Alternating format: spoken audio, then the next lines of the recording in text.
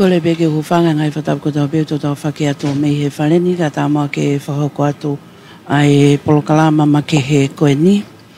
Ko e polokalama ma ke he koe ni ai au ku whakahoko atu ia me whale whakapure anga me St. George ai au ku amanaki ke whakahoko atu a hono whakanofo o ki nau tolu koe kau hou eiki Minister ko whakatuu, pia ko moko ike ai ane a whio o whaihono whakanofo.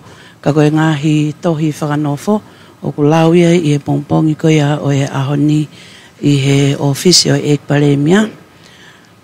Toke tā Aisake Valueke, i e whale whapure anga ko ia ko St. George, whakataha mono whaki ato e ngahi tohi whakanofo, kia te knau tōlu ai ho eiki Minister ko ia ka kuo whakotuu, pia ko whiri whakanofo, pia ko ia iau whahoko e haoni. Ko e tama Plenisi Kalauni, tupau toa uka lala ka mai tahine Princesi. Princesi sinai takala tuku aho kona mea mai ki he loki kabineti, ki he loki ofisio e ki Paremia, pia pe he foki ki hono talitari, lelei, a tama ki Eki nau tolu ai ho eki Minister pia mo eki Paremia.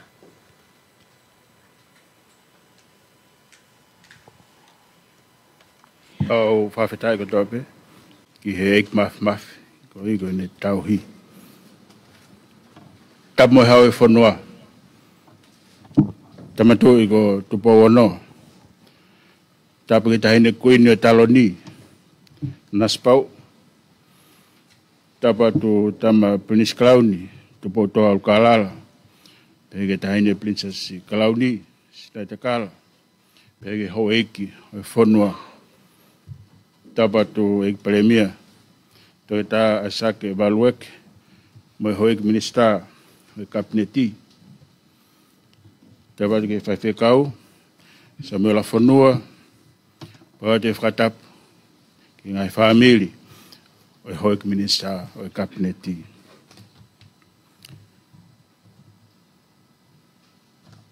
Kaya tā mua ki he motua koe ni ke whahoko atu, hai tau proklama no o hoa koe ni, ko hono lau atu ai toi whanofo, mena whio ai hoi ki Minister o kabineti. E hiri pēni e whahoko atu he whaiwhekau, e tau lotu kamata. Pe helipe ia kore ki he Paremia tonga, te ta Aisake Valueke, ke ne whahoata ki mea no pe te tau tolu. Helipe ia te o lawa tu lewa, e ngahi tohi whanofo, o e hoe ki Minister. Pe a whaka tu lewa he Paremia, e ngahi tohi whanofo ko ia. Helipe ia te o kore ki whaiwhekau, ke ne whahoata lotu whawhetai, lotu tāpuaki, ak mutol ka hoi Minister o kabineti. Pe helipe ko ia e whaat lewa e ton Paremia, pe ta Daniela Likohi fo fusmalohi, ha mea whamalo, pe a krestu ku lewa, ha tau ki programa, no e pongpongin e whaiwhekau. O kore whaiwhekau, kene tataki tau tō aki halotu, malo.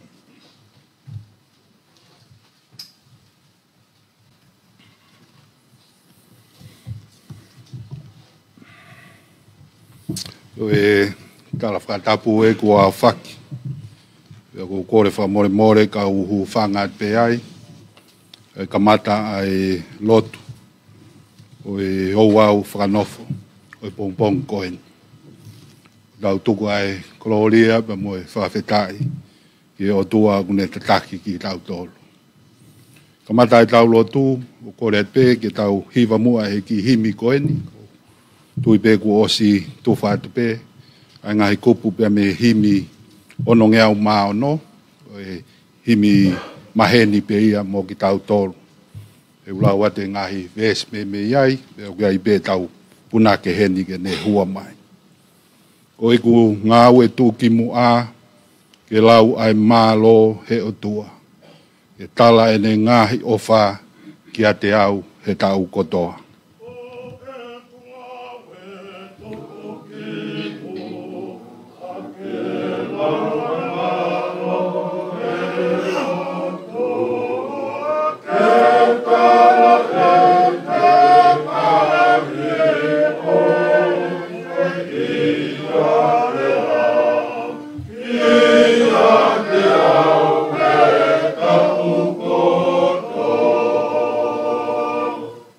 watu e ves ko e ni, ka tau toki hiva, whataha i e ves whakaosi.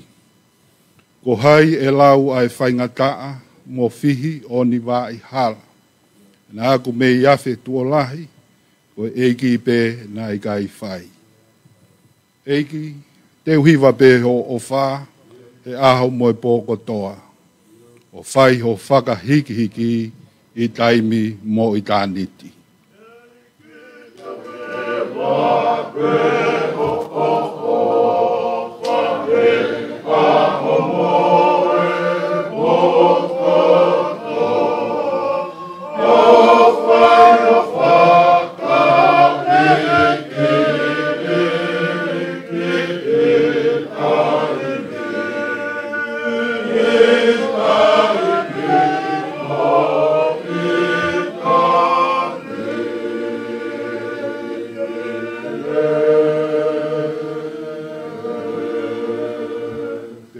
Tu ha tau wholofola, e whakamaunga ki ai, ai tau whakahoko ai whakanofo o e pongpong in.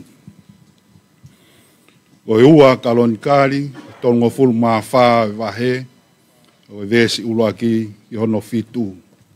O e wholofola pe ia, o e aho koeni, o ku mui mui ki ai, ai ngahi siasi, whakaristiane o mamani. Ai upehe no hiki. Na e walu tau a si o saia e ne kamata pure. Pena e tolungo fulu ma taha tau e ne hau i Jerusalema. Pea whai e ia e mea na e hoa mo e whinangalo o si hova o ne fou i e ngahi alunga o e ne kui ko te vita. O i kai te ne afe ki e tō matau pe ko e tō he ma. E he walu tau o e ne pure lo tonga e ne kei talavou nā ne kamata ke whainga ki he otua o ne kui ko te vita. Pea i hono hongo fulu maua tau, nā ne kamata ke whakamaa a siuta mo Jerusalema, me ngahi esi, mo ngahi Asela, mo ngahi Tamapua, mo ngahi Imisi. Pea nā nau laiki i hono ao a ngahi Orita o e kau peari, pea koe ngahi Imisi o la ana e tuuai mei o lunga nā ne tā hifo. Pea koe ngahi Asela, mo ngahi Imisi, mo ngahi Poutapu nā ne laiki ke lailai. O tuki a gefu, o tūtū i ke ngahi whai toka, o i kakai ko wheilau kia te kinau tolu. Pea koe ngahi hui, o i kau taula nā ne tutu i he funga o ngahi Orita, e nai pehe, e ne whakamaa a siuta mo Jerusalema. Pea pehe e ne whai ke ngahi kolo o Manase, i whairemi mo Simeone, o au ki Naftalai, i honau ngahi tuunga kolo, na e tu holo.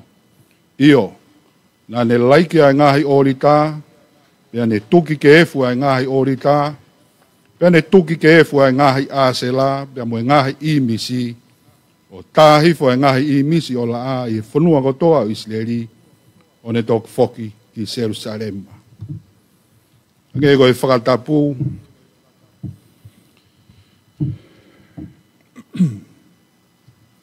Pinis Kalauni, tu boto au kalala, ka maa prinsesi Kalauni, sinai kakala, ek pare mia, ka maa hoek minista. Mahana e tonu pe whotutu e wholofola e aho, o ike to e whakaongo mai pe ka te tau tolu, foki mo e loto apasia ki a Sihova. Ko tu ieni, tau si isi, tau walu. E whakanofo ia, pena i kai ke whaha amanaki ia, i ngā ue koe nā ne whakahoko. Ko ne tamai, e kau ia, i e furitua pe mehe o tua. Ko ne kui, tu i loa e ko Manase. O ia e nā ne tataki, a ono holoki, o Jerusalema, pea me tui, pea mo e tauhi ki hona u otua. Tūpu hake ai ki tamasi koen, pena e whewhe, ka koe tau tui, koe ngā ue a e lau maari e.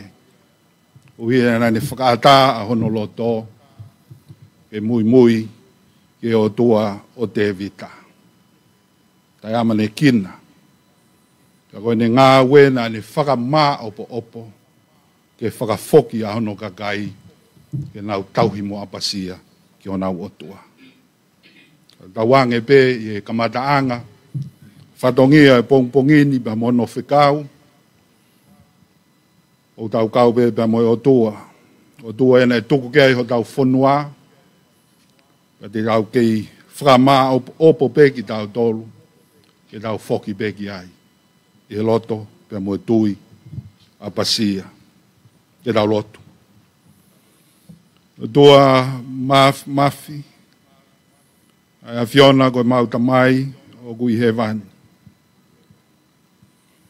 Wa unu mai e pong koeni.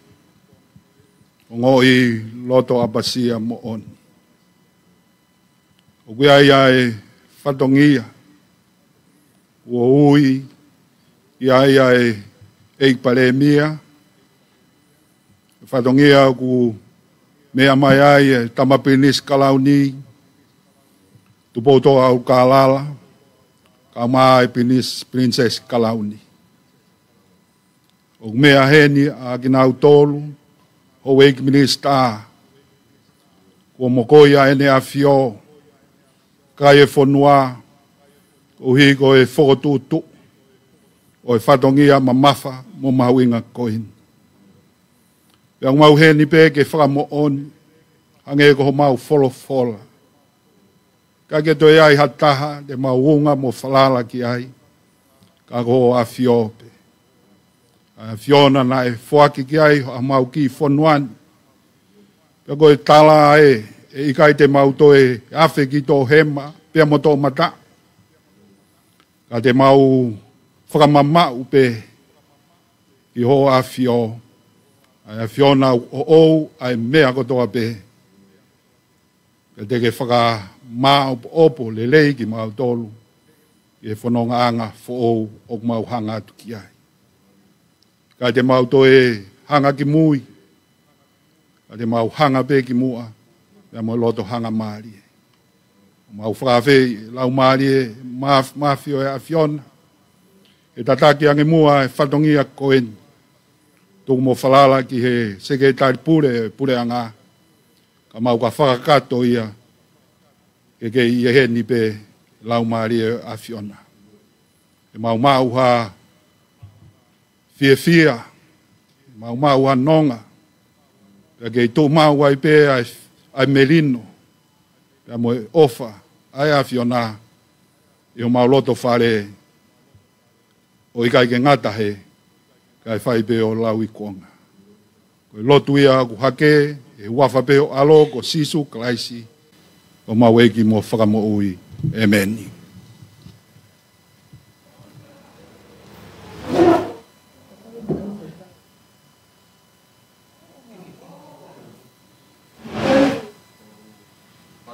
Tua mafi, tua tong. Patapo ki tamatui. Poano ka patui o tonga. Patapo foki ki dahin koini. Punya naspau.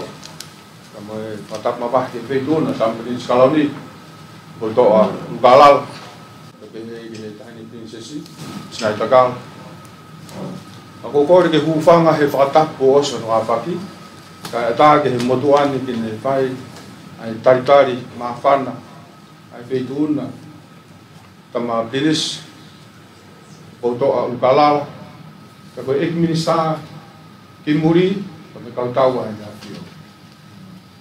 pe ke ta ine ho o me mai pongpongi ke pa koloa o whakakato ai whatongia koi ko hi pe ko whonua o tau whaftai pe ke ei ko hi ko e ahoi ni mo whakoloa pa mo e mokoi a pinangalo e ne a fio ke feitu una ke mau mui ata e petunga mātua ke au ke hea e fia whamalo pongpongini me mai. Pe fo tai te fi.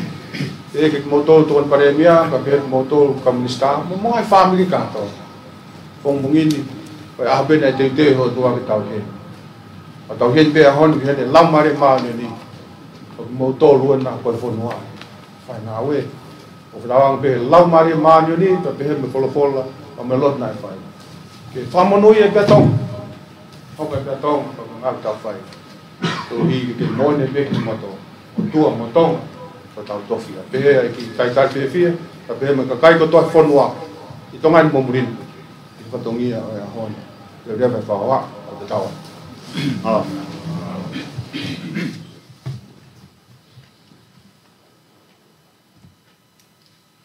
Tolo atu pe tama Prinis, me ke premia.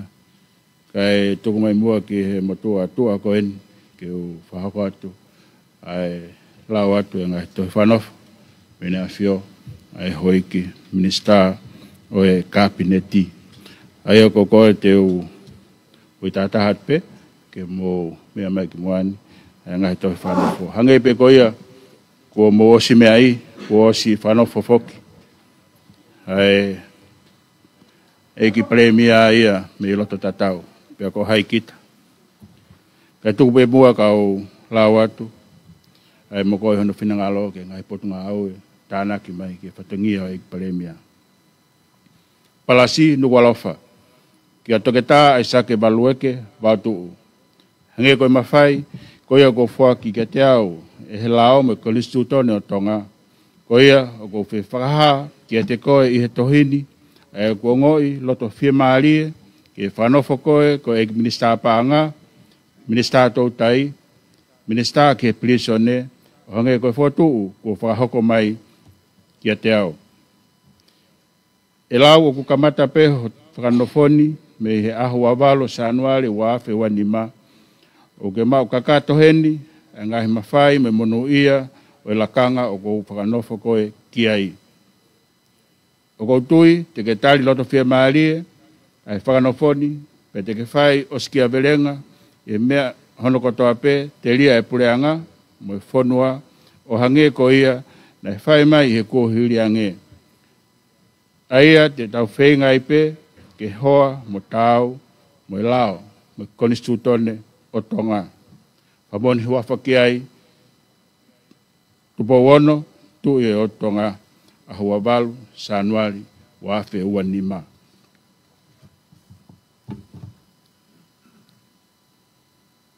Ta hoko taipe ki he eiki ton paremia. Koe palasi, nukwalofa. Kia toke tā Daniela liku o hihifo fusmalohi o honua. Hange koe mawhai koia, kua fuake te au he lao mo koni sutone o tonga. Koia ko whia whakahake te koe i he tohini, e kua ngoi loto whia maarie, ki e whanofo koe, koe tokon paremia, minister ki ngahi ngawe lalahi, mo minister ki atakai, whakamatala ea, mawanga iwi, mo mawanga whakamatala, hange koe whotu, ko whakahoko mai ki te au, me tangta eki paremia. E lau o kukamata ho whanofo he ahoni, me aho wawalu, sa anuari, wa awhi wanima. O ke mau kakato hene, ngai mawhai, me monu ia, o e lakanga, o ko whanofo koe ki ai. O ko tui, te ke tai lot whia maarie, hai whanofoni, pe te ke whai o skia velenga ia, i hono mea hono kotoa pe, te lia e pureanga, mo e whonua, o hange pe ko ia, nei whai mai me kōhiri ange. Aia, te tau whenga e pe, ke hoa, mo tau, mo e lao, mo e konistu tone, o tonga. Whamonua whakiai, tupa wono, tu e o tonga, a hua walu, sa anuari, wa awhi, wanima.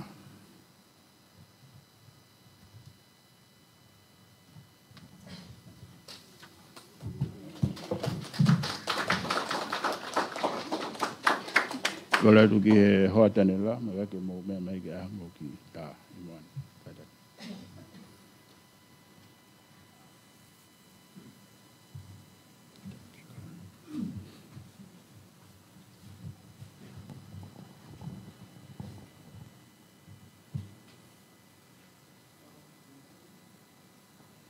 Ke hoku lau pe whoke ngahi tohi whakanofo, pe ei pe moi whainga maali ke ngahi tā.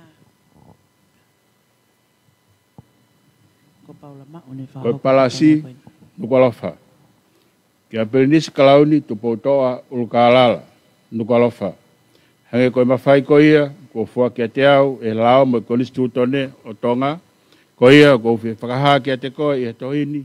E ko ngo i loto fia maalie ke whakanofo koe ko minista ke potungau i ki muri ko minista ke kautau haene a fio.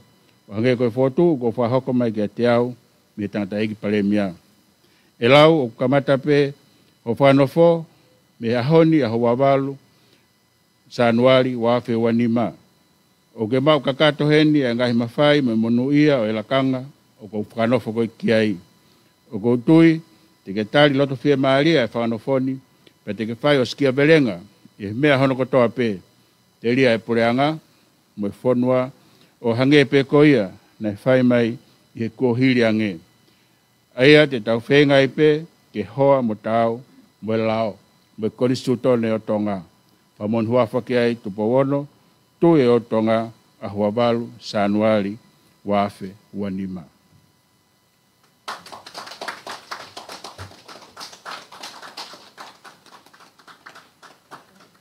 Koe beta ine e bombea mai a tupo toa o ka lala. Pea hoko atu ki he i misi tā o e tama pe ki taine prinsesi Santa takala tuku aho ka maafo ke ikpale mea. Tos ke tai pule mas ke tal ke kabineti paula mao ni whakahoko e lau o tohi whanofo. Palasi nukalofa. Kia toketa uhila mwelangi fasi kolfo o. Hange koe mawhai ko ia ko fua ke te au he lao me konistutone o tonga. Ko ia ko fia whakaha ke te koe i he tohini. E ko ngo i loto fia maarie ke whakanofo koe. Koe minista ki he ako, mo ako ngāwe, mo minista ki he whonua, mo ngā he koloa whakaina tula. O hange koe whotu, ko whakahoko mai ke te au, me tangta iki pare mia. E lau kamata pe a whanofo, e aoni a huawalu, sanuari, wa awhi wanima. O ke mau kakato hene ngahi mawhai, mo munu ia, o e lakanga, o ko whanofo koe ki ai. O ko tui te ke tai loto whia maaria e whanofoni, pa te ke whai o skia berenga, e mea hono kotoa pe. Hai pureanga, o e whonua, o hange pe koia, na e whai mai, i e kuhiri ange. Aia, te tau whenga i pe, ke hoa mo tau, mo e lao, mo e konistutone o tonga. Pamon huafa ke ai, tupo wono, tu e o tonga. A hoa walu, sanuari, wafe wanima.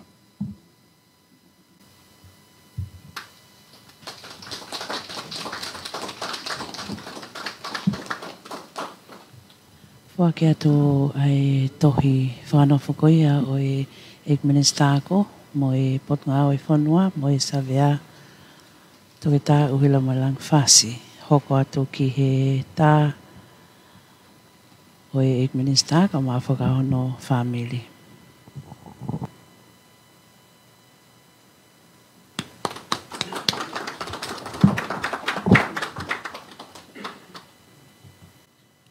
Koe palasi, nukalofa. Kia māteni tapo ruelu, homa kerikao. Hange koe mawhai ko ia ko fua kia te au e lao mo konistutone o tonga. Ko ia ko fia whakaha kia te koe i he tohini. E ko ngo i loto fia maarie, ke whanofo koe, koe minista ke kastomu mo tānak paanga humai. O hange koe fotu ko whakahoko mai kia te au me tangata iki pare mia. E lau kamata pe ia whanafoni, me ahoni a huawalu sanuari wafe wanima. O ke mau kakato heni a ngahi mawhai, me monu ia o ilakanga, o ko whanofo koe ki ai. O koutui, te ke tari loto fia maaria e whanofoni, pe te ke whai o skia belenga, e mea hono kotoa pe, te ria e pureanga, mo e whonua, o hange pe koia, na e whai mai e kohiri ange. Aia te tau whenga i pe, ke hoa, mo tau, mo e lao, mo e konistutone o tonga. Pamon huafa ki ai, tupo wono, tu e o tonga, a huawalo sanuari, wanoa wanima. Whake tohi whanofo koia, Ekmenesta ke kastomu, pe mo e tana paanga, mateni taporuelu, kai umaafo ki ai hoko atu ki he tā, koe Ekmenesta ka maafo ki ahono waifi. Koe palasi, nukalofa. Kia kāperieli, militoni, lan mata, la paha. Hange koe mawhai ko ia ko fua ke te au e lao me koni sutone o tonga. Ko ia ko fia whakaha ke te koe e tohini, e ko ngoi loto fia maalie, ke whanofo koe, ko e minista ke fia whakatau aki, me whakalalaka whake no mika. Hange koe fotu ko whakahoko mai ke te au me tangata iki paremia. E lau o kamata pe ho whanofoni, me he ahua walu sa anuari wa afe ua nima. O ke mau kakato heni, ngai mawhai, me mono ia, o lakanga o ko whanofo koe ki ai. O ko tui te ke tali loto fia maalie, ai whanofoni. Pa te ke whai o skia verenga, e mea hono kotoa pe, te lia e pureanga, mo e whonua, o hange pe koia ko whai mai i he kuhiri ange. Aia te tau whenga i pe ke hoa mo tau, mo e lao, mo e korisu tone o tonga. Whamon huafa ki ai, tupo wono, tu e o tonga. Ahua walu, sa anuari, wa afe ua nima. O ke pai tau whanu whukoia, hapureri lanu mata, ka koe minister ia, whiwhatau aki mo i whakalakalaka whakaekonomika, hokat lewa ai tā, o i minister ka mawhoki a hono waifi. Kai ke koe programa makehia me pare whapureanga koe a St. George. Koe palasi, nukalofa. Kia moale whinau, tonga leleka. Hange koe mawhai ko ia, ko fua kia te au, he lao mo i koni sutone o tonga. Ko ia ko fia whakaha kia te koe, he tohini, e ko ngoi loto fia maalie, ke whanofo koe, ko e minista ke tak mamata, mo e minista lao. O hange koe fotu, ko whahoko mai kia te au, me tangata iki paremia. E lau kamata pe, a whanofoni, me ahua walo sa anuari, wa afe ua nima. O ke mau kakato heni, ngahi mawhai, me monu ia, o e lakanga o ko whanofo koe ki ai. O ko tui te ke tali loto fia maalia e whanofoni, pe te ke whai o skia belenga, i he mea hono kotoa pe. Te lia e pureanga mo e whonua, o hange pe ko ia na e whai mai i he kohiri ange. Aia te tau whenga i pe ke hoa mo tau, mo e lao, mo e korisu tone o tonga. Whamon huafa ki ai, tupo wono, tu e o tonga, ahua walu, sa anuari, wa afe ua nima. Ko atu ano whaki o e tahi whakana whakoia o e minister o mo ariwhi na uia a ko e minister ki potunga tak mamata mo i whamau anga pia hokat lewa ki he tā o e minister ka mawhoki a hono family. Porokalama mau inga kuia ai ahoni tau kau kotoa pe ai mo tolu kotoa pe mo inga whitu kekehe. E te o e whaima wau whitpo ni ma mo Broadcom FM Broadcasting.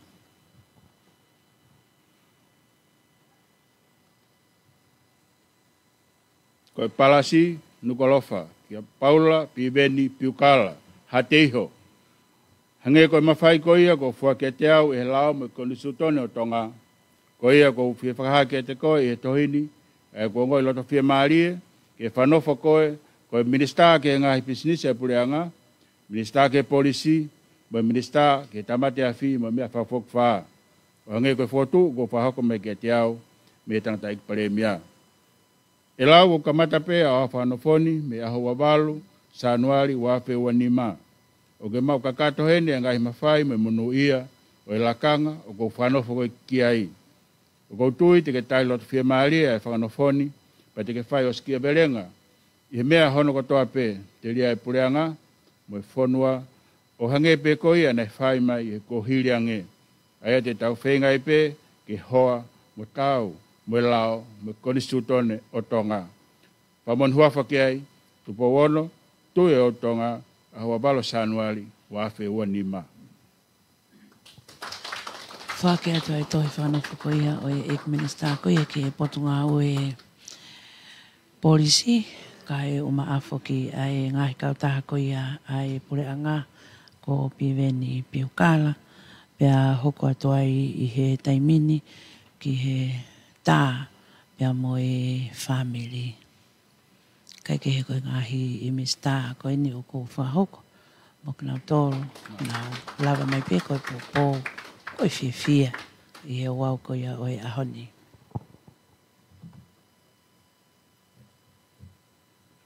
Koe palasi, nukalofa. Kia tuke tā ana a kawola, longolongo. Hange koe mawhai ko ia ko fua kia te au he lao me kone sutone o tonga. Ko ia ko fie whakaha kia te koe he tohini. E ko ngo i loto fie maalie ke whanofo koe. Koe minista ki he mo ui. O ngai koe fotu ko whahako mai kia te au me tangata iki pare mia. E lau ka matape ho whanofoni me he aho wawalo sa anuari wa afe wanima. O ke mau kakato hene ngai mawhai me monu ia o lakanga o ko whanofo koe kiai. O ko tui te ke tai loto fie maalia e whanofoni, pe te ke whai o skiverenga, e mea hono kotoa pe, te lia e pureanga, mo e whonua, o hange pe ko ia, na e whai mai i he kohiri ange. Aia, te tau whenga i pe ke hoa mo tau, mo e lao, mo e konisutone o tonga. Pa mon huafa ki ai, tupo ono, tu e o tonga, a hoa walo sa anuari, wafe wanima. Toi whana whakuia o toi tā, ana kau ola koe ik minista ia e patunga oi mo ui, ho ka lewa ki he tā. Oi ik minista ka maafoki a hono family. Lawe i atu koe huspaniti. Manu a kau ola kau maafoki tangata iko a ana, sinipata tau maua. Moi family.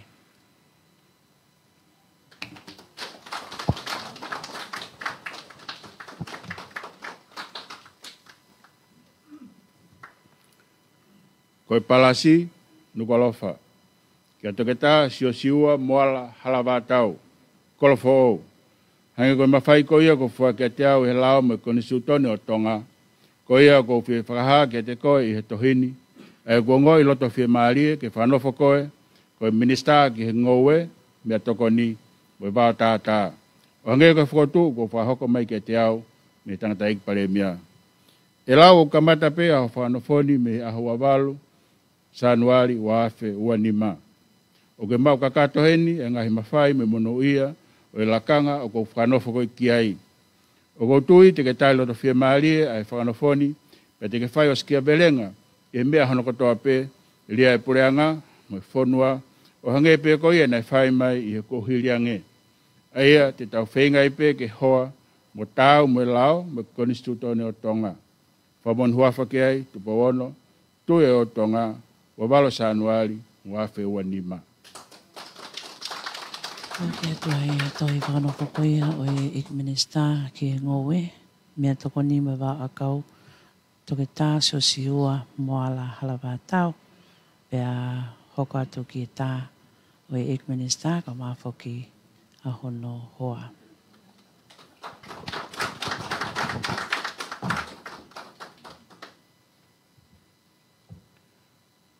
Koe palasi, nukwalofa. Ia sinai takala, tuitahi, habelu loto. Hange koe mawhai ko ia ko fua kia te au e lao me konisutone o tonga. Ko ia ko fie whakaha kia te koe i he tohini. E ko ngoi loto fie maalie ke whanofo koe. Koe minista ke ngahi ngawe whakaloto whonua. O hange koe whakotu ko whahoko mai kia te au me tangata iki pare mea. E lau kamata peho whanofoni me ahua walu, sanuari, wafe wanima. O ke mau kakato hende ngahi mawhai me monu ia. O e lakanga o ko whanofo koe ki ai. O ko tui te ke tai loto fie maalia e whanofoni. Pe te ke whai o skia berenga i he mea hono kotoa pe. Te lia e pureanga, me whonua, o hange pe ko ia nei whai mai e kohiri ange. Aia te tau whenga i pe ke hoa mo tau, mo e lao, mo konisutone o tonga. Hamon huafa ki ai, tupo ono, tu e o tonga, a wawalo sa anuari, wafe ua nima.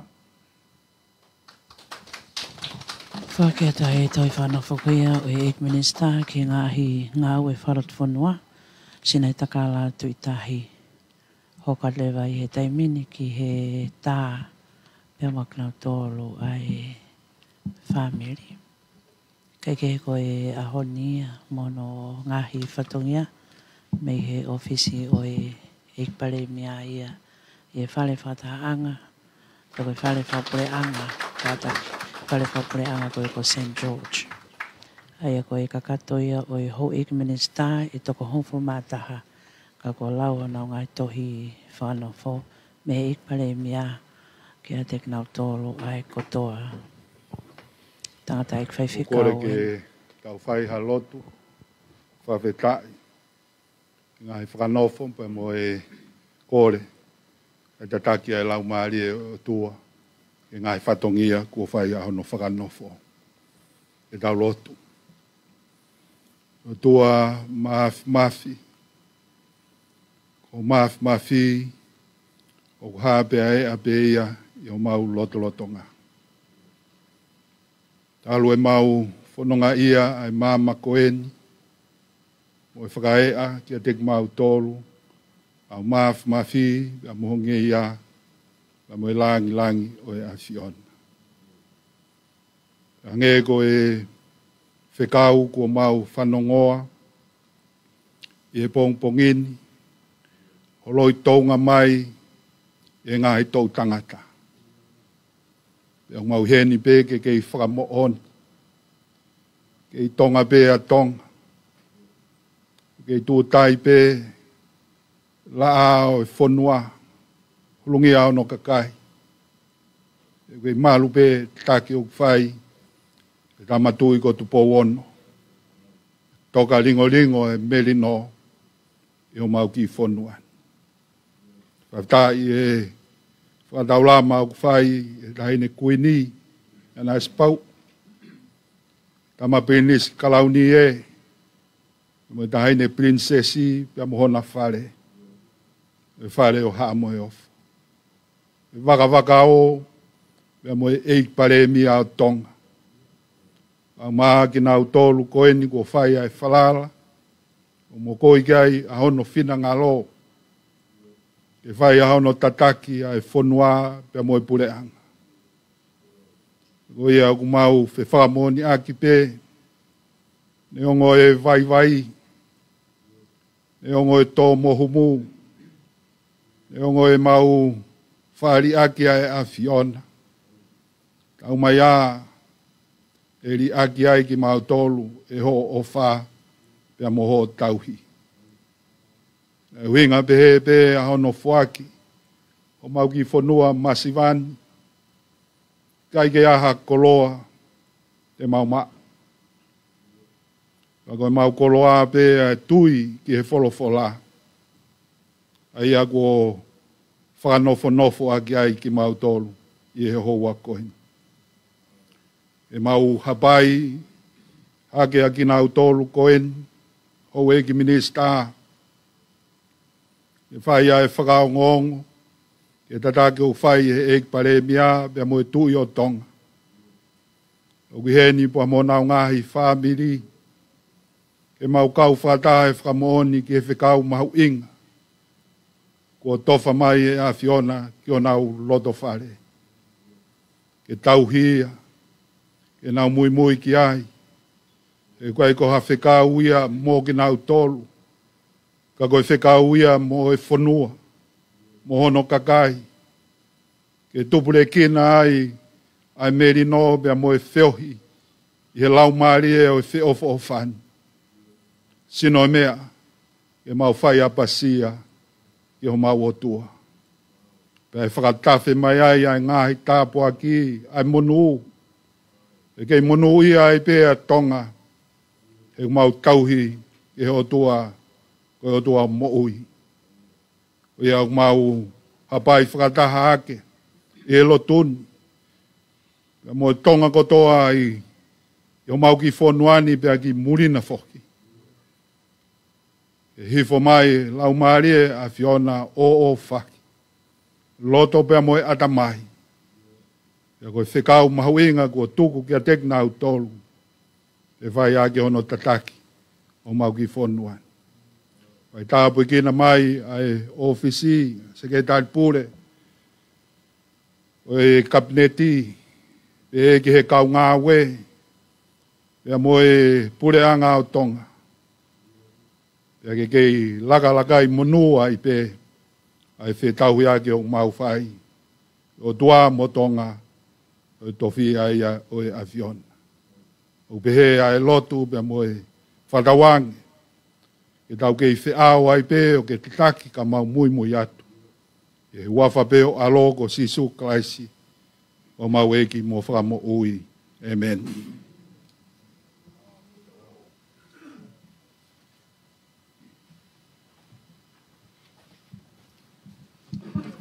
Ko kole peke u ngā ake whakatapu kakato ko whakahoko he pongpongini.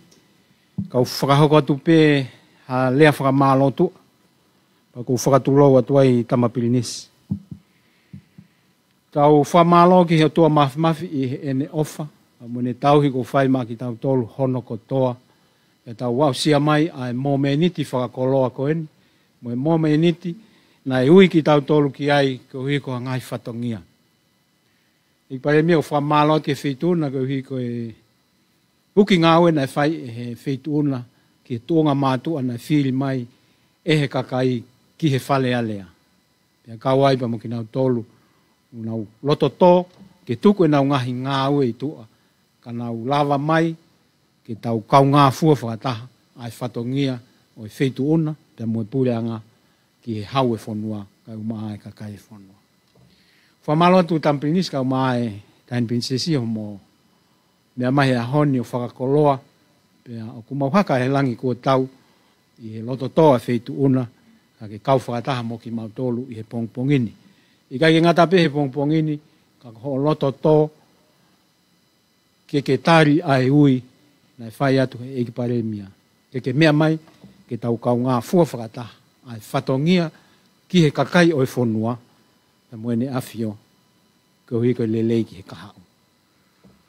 Whamalofo ki he oik misa mo nau ngahi hoa nau lava mai e honi ko hui ko maka maile ki he konga lahi o ki mou tolu ai mea utau wapsia i he ahoni.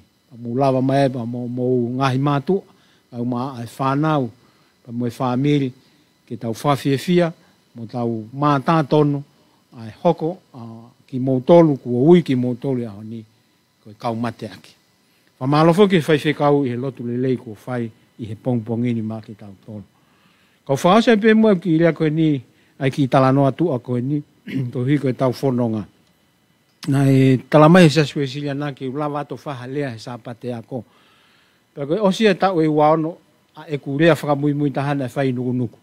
Pa ulere atu i wāloloa whai kulea pa koe kawenga nei o mai o talamai koe ha a e tu unga mate aki o sias whakolo ki he ako a sias wesiliana. O kore whamoremoreangi he aha koe aki he sea o pōlea. He kai tu lava whai halea he kawenga koe ko tui koe kawenga e ki ha semina pe whakafoki pe ke konferenisi. Kau talange mo koreange ki he whai whekau ke whewhe mo ke whai pia halea mai whanau. Nai ngahi mea nā ku lea pa koe tahaine ngahi talanoa fungani nā ku whakahoko mai whanau. Ko tahawalu walua na e whai wholauta toke tā moritoni. Toke ospe e ne whakatui ko skotupo e tahawalu onono. Kei si apito ko skotupo. Alo tai whai whekauni ki ewa pa mono whewhine ko emalu isa. Ni alu ke whai kuata e wai whanua ewa. Ko matātahi koe nai tu uta kia e waka. Nai pepe au pa nai tā e waka o mafuli o ngoto. Ko matā mama ko no pango nai mate aho no whewhine koe ko emalu isa. Nai tānu e ua. Nai toki tangaki peki mui o mai ki telekama. Ko mea mālia nei toko ta, ko surias kau maa vai, nai ngou e pehe matātai. Pene whatoa ngai mai mea nei hako, pene hao kau whaki, ato ke tā moritoni. O whakahafu mo ui ki uta. Ko e tau teo ni manoa o e kosko tupou, na e whakahoko ake e kawenga ko eni. Ko e kau matatari, ke mo viri atu ki mua. E te moa usi whanua. Pea, i hili a mea koe nei hoko, nai pehe toke tā moritoni tēne li aki e ne ngāo. Pea nani whauai a himi koe ne nima tāhiwa, a hoto nāpa a liloe. Pa koe hangeha ne whakahanu ki he ne mea oku mole, ko hono ofe fine. Pa nani talange wa surias kau māwai koe toko taha e ua. Ka pau e ai hao foha. Pea ui mua ko mauka ko hela, ko hui ko hela iha e ahoni. Ko pau ko hao ofe fine, pea ui ko alapasita. Ko hui ko ngangatu, ai ngā ue o ko whakahoko, maa tonga he ahoni. O hao whanongo he polokalama nai whakahoko he whanot senturi ki he kau mateaki o i korisko tupou. Nai whakakawenga aki. Ka ne whawhana alangi. E kau matatari, ke nau wiri atu ki mua, he te nawa usi whanua. Nei kai ke uia hingoa ia o sules kau mawa. Pau pehe ke o alu mua whaha ku hanu. Pau alu ke Facebook a tohi ai. Ko hono whakahauwhi e suliasi kau mawa a mori toni. Na ane whakahauwhi ai mo i koris ko tupo. Pe ane whakahauwhi ai mo tonga. Ko tau ene te au ni manoa. Ai koris ko tupo. Kune hanga o whanau i ai kakai. Ko kakai mate aki. Ma ai pule a ngā moe lotu moe whamiri. Ko tau eik pare mia o e ahoni. Ko whanau tamaia ai koris ko tupo. O whaingo fuape ka tangata ia. Kene ri aki ene ngāwe. Ko hui ko hoko ha mea whakamateri e moha whaingata akete. Ka kotoke tā mori toni. Na e whawhana mai ki ai alangi. Ke o ua e li aki ai mea na e hau ai.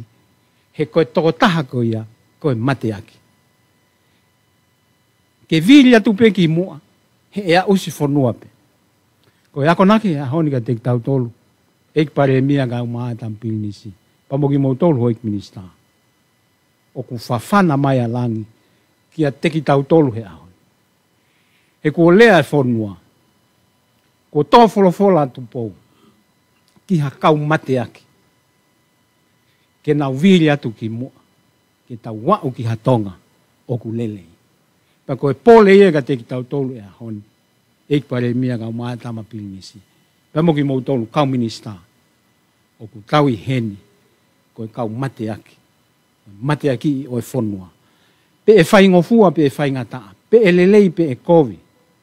Pe e laa pe e uho uha. Ka ku tuuma uai e tau tui mo e tau whalala. Koe hae mea e hoko ka tau manatui pe. O ku whawhana mai alangi. Ke tau viliatu ki mua. E koe kau matatari pe. Tēnā wa usi whanua. Ko tala monua tu a te mo tōro no kotoa. Eik pare mea. Ma tampirinis. Toinga kau minista. I e fua whatongia. Te tau whakahoko i e tau koe. Ko whamaro lehe tu ngai mātua. Tamai ngai whae. A mai whangatoko ua. Whanau. Me whamiri ko tō pēku mō i heni he ahoni ke tau kau ngā kau. He keike maulawa i mautolu. O whaiha mea o tuu tō taha. Ka uoku mō tuu ho mautua. Pako eu whai atu e tala monu. Kole ki ho mō poupou. Ki he tuonga mātua ku ui. E tu pou. Ke whai whatongia. Koe kaumate aki. Ma hono whanua. E ma hono kakai. Tua whātu.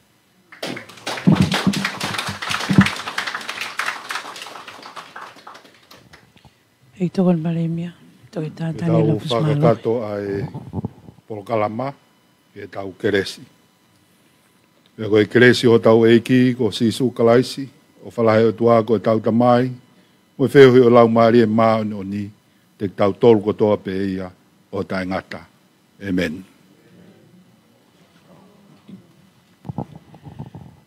Kei ke he koe kakato ia o e polokalama. Ma ke he koe ia i e pongpongi o e ahoni. Me he ofisi o e tangata eiki palemia. Toke tā ai sake walu eke. I he whale whapure anga St. George me i nuku alofa. Kapnetia na. Malo. Pea pehe foki. Whaapa a kau minista me atua i tama Pirinis Kalauni ka mai e taine princesi sina i takala tō aho. Pea hoko atu lewa ki he whatongia o ko hoko aia ko e loki kabineti ia ka iki iai pe ki taimihen ke whawhilongo aki ai mo whiloaki a ke nau tolu ko ia oko i St. George kai umaafu ke ngahi family whakahoko pia mai ngahi tā mo i kau minista kau maafu ke family ko e proklama whakoloa au pito i pungpung ko ia ahani o hangi ko ia tangata iki whaiwhekau Samuela Whanua ko ia nane hanga tataki ai lotu kamata pe ke lotu whawhetai pia mo e lotu tuku o e hauwau whakakoloa i he pongpong ko ia o e ahoni.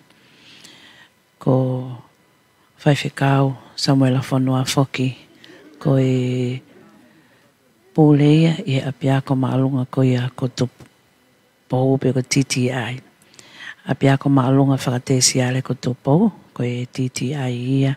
Pea i kai whake ngata ika ko te wakai atu ki e whawhonga whiawhia hai tāko tāpe o kuna au i heni i whakahoka kātanga i whatongia ko i au e ahoni ka koe loki kāpineti anai ange o ko amanaki ke whakahoko ai.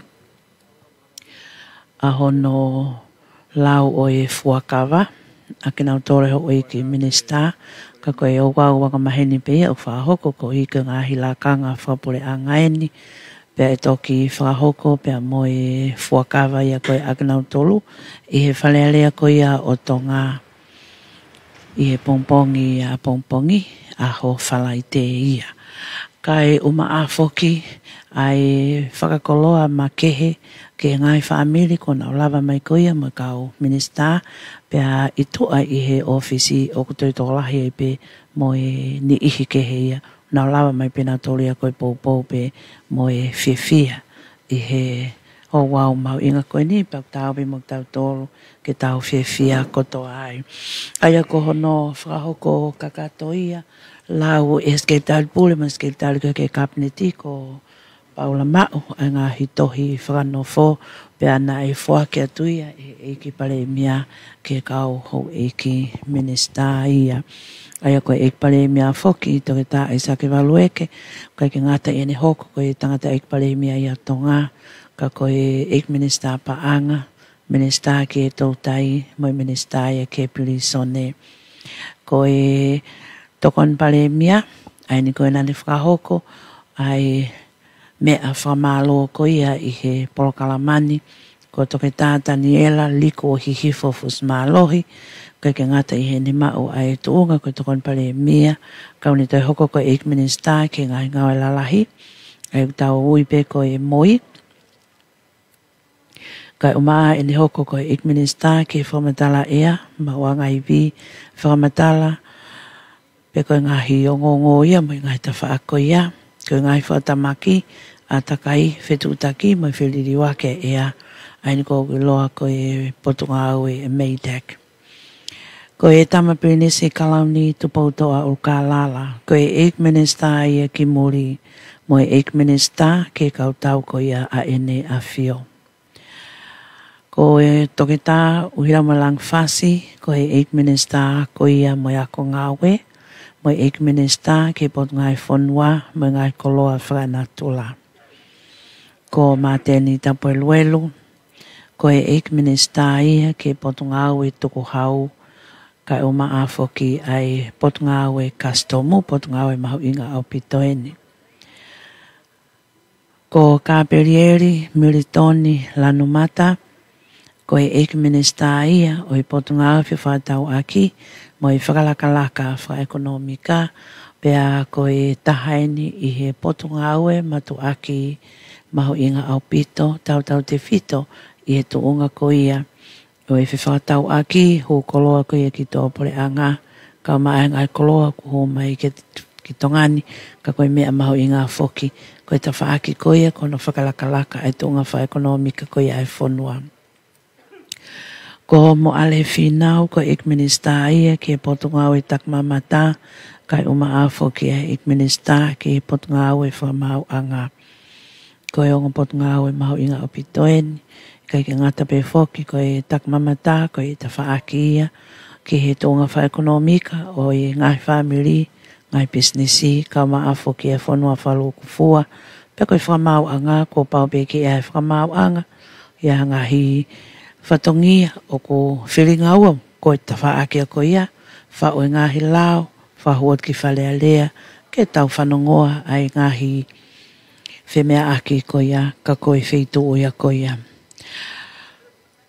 Ko Paula Piveni Piukala, ek minista ia ke ngahi business ko e poreanga, pia ko iloa ko e public enterprises, pia ika ke ngata whoki ai, ko e minista policy ia, pia ko te hoko pe ko e minista tamate a whi, mo ngahi ngā ue whatu pake ia. Ko toke tā ana kau ola, ko toke tā ana kau ola, ko ek minista ia, o i potunga ue mo ui, tō taha pēna ne whaiwhatongia pe ngā ue, i e potunga e mo ui ngā hita ulahi, o a mai pe ke lolo tongani o kune kei whaifatongia pe a foto uai ko eni mo whakanofo ko Eiki Minista mo oi. Ko toketa se ua mo ala halawa tau ko Eiki Minista ia ke pongai ngowe mea toko ni mo wau akau. Tō taha koe ni kono mala e pe ia o ona ai ngowe. Pea koe pui toa koe ki ai ngā ue e ngahi tawhaaki ke whawhitu o kau e SPC. Pe foko hoko koe whaia koe university koe ai Pasfitonga. Wa a koe ai potonga au ngowe i ala fuama ngai whitu ke pe. Koe hongful mātaha o kau hau Eiki Minista. Ko Sinai Takala tuitahi. Koe Eiki Minista ia ke ngahi ngau e whalot whanua. Pe koe potonga au e mia ia.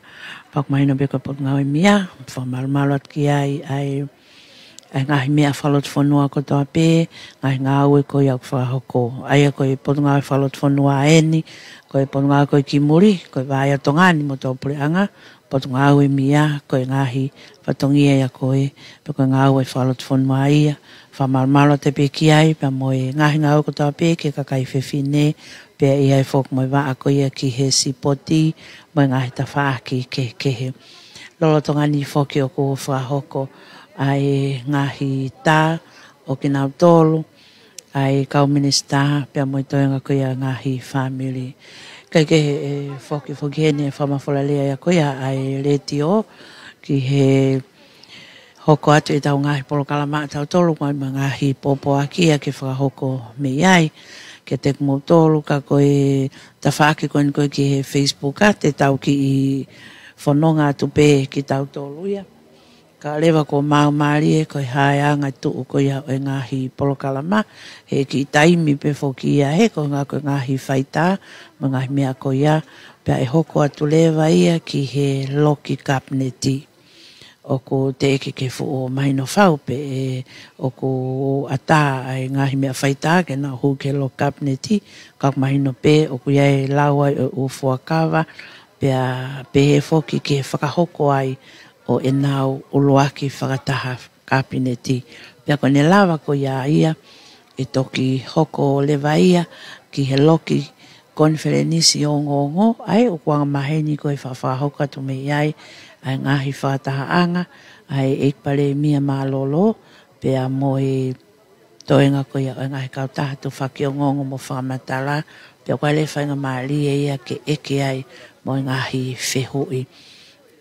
Ka kua ngata ai leti o ia i he whamatala koe ki ai hange koe kulawe o ku lahe o pita ngai whanono pia mai ngahi popoaki koe ngā ke tuku ai ke hoko atnau tolu ia ka te tau ki i sio tātou pe me heni me he whale whapure anga St. George ak mou tolu koe niko mou kei mea mai pe i he Facebooka pia tau whanonga whakataha tuai pe ai ke toenga koe mo kakato o ngahi polokalama.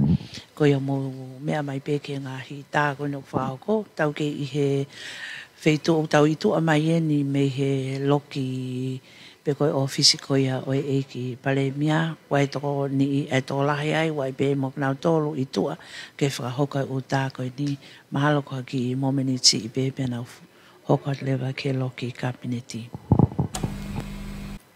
Ka koe ka Minista koe ni e soane mo Mirieni ko nau lawat pena tole ke ngahi potunga ue ko nau whea ngai ngahi ko tō lai ko kau ngai whapure anga hange pe ia koe ko nau tolu koe ni koe ko hufo o mai koe ki loto mei tu a koe kau ngā ue whakapure anga pe ia koe potunga ue ki muri koe potunga ue koe a koe ki he ngahi ngā ue ki kakai koe au e whanua koe potunga ue ngō we koe potunga e mo ui ai koe taimi koe te nau lava tuai ke nau ngahi potunga ue takitaha o koe ke he fo o e kau ngā ue ia ko nau oswe ngau e aki pe nau tōre he kuhiri pa ko nau lava pe nau tōke koe kakai tatau pe ko pe nau ia i ki muini mai pe koe hai tō ngā kau nai o si whai pe whenga e aki ia he koe ni ina nau i he ngahi la kanga maa lunga i he ngahi potunga ue koe e pure anga pe ange ko whametala nai tuane tau tui tau tōrea koe kau CEO Wana whianga inga ko inga nei while ki nau tō rea ko kau pule ngā we. Na nau i ngā hipa a ke, pe ko ngā hi kau taha, pe ko ngā hi ha, pe ko ngā hi pot ngā au e koe, nau haa na tolu ke. Pe neongo whe maliuri waki pe, ai pule a ngā, ka koe uhi whoko ngā hi whatongi au. Ko os nau ma teu ma kau ngā we, na tau taliangi mo fua whatongia, ke ni ihi koe. Koe ahoni, ko riu mai. Koe whaunga pule anga e ko tau iai koe he taimini, koe tau pou, koe tau whalala, o ko hiki ko toa peia pe se te au ke tariangi, mai whai whatongia, mai whenga e aki, mai pule anga ko hoko mai. Whatape ki he o tua mahawhi, e whatani, pe he whatape ki he ene a whio ka tui tonga, ki ni pouono, e whatape ki he tahine kuini na naspau, e whatape ki he tama plenis kalauni, tu poutoa ulkalala ka koe ekimista, o e mukimuri pa pehe ki he kautau ane a whio, e whatapu ki he pa pehe ki he whare o hamoe off, whatapu ki he kautaki lotu, whatapu ki he ke te kinau tolu kotoa pe kau whawhawhonga me i muri, o ku iho tau whanua, pa pehe ki he tangata i whanua mo e whiwhina i whanua kotoa pe o tonga, o ku iho tau whanua i tongani, pa pehe kinau tolu kotoa pe i muri, pa pehe ki ha sola mahavulang, ka e ata ke fai ai felo ngak mo tolu i hotani pa wai fa tapu ma vai mo ki mo tolu ai fatongia mahuinga ko hono tufaki nga fa matala pe he ki nga me hoko ko ta fono o ka wai pure nga pa wai tari le ai fon ka kai ko to be o fonua i he hotani ko hi ko to ki fufu taimien ke whehoko taki ai mo whakahoko atu ki he kai whanua ai whawhitai pa me whamalo ko mokoi atu pou ke ne o ne hanga o whakahoko pe mo whanofo ai tunga mātua koen tama prinisi ka launi pa pehe mo ki mātua tunga mātua mo tunga whine mātua ke whatongia koen ko hi ke kapineti koe ne a whio pe mau whawhitai pe koe koloa o tukumai pe mei o mai pe mei momoi mai pe mei he taloni pa pe foki mau whamalo ko hi ko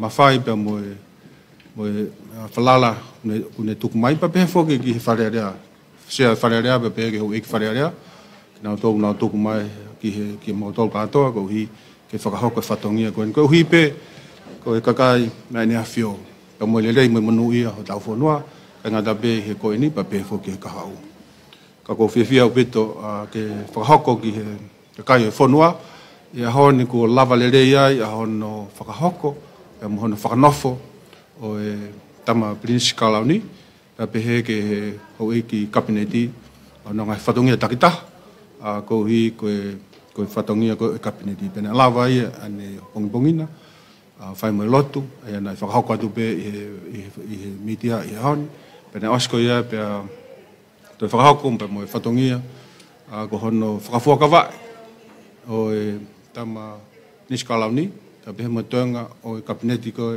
ai ne afio i honi pa ko ne lava ne whatongia ko ia pe kai ngata ai ko to fufua whata kapineti ia ai pureanga ko ini fo ko whakahoko pe ko ne lava ko ia pe mau i heni ke whakahoko atu ngai whatongia pa pe he pe mo ngai mea ki he kahau. Ko e mahino pe foki ki he motuan pa pe he ki he oi kabineti. Ko e kamata ne tau fo pe aku mau whaampe ke o atu pe tala monu. Ki he ne awhio pe he ki he taini kuini pa mono whare pe mo e kakai kotoa. Pe he tama plinisi pe mo he oi ki mo e kakai kotoa e whanua. Ko e tala monu i he tau fo koen ke tokoni mai e ki e ngahi fua whatongia kotoa pe. Peneonga ko e kamataanga tau ko ki tau ile tau tolu ai whanonga anga a pongpongi ka tau whafta e pe mo amanak lere ten tatak pe ki tau tolu. Mau kamata fo ke puranga fo ko ni to e pe tau eta pe sisi he tau eta. Whasinga ko novema e whiri ai e ka whawhonga. Pag mau lave pe ai taimi ko ni. Au ku mau whamalo pe ki puranga ko si e ngai ngā ko nau whai. Ngai puranga ki mua o nau o mai ngai whakalaka ngata whakeheke. Pe taim da tau pe wai pe me ngahi mea ke whai ahano toi hakeaki ke toi saia.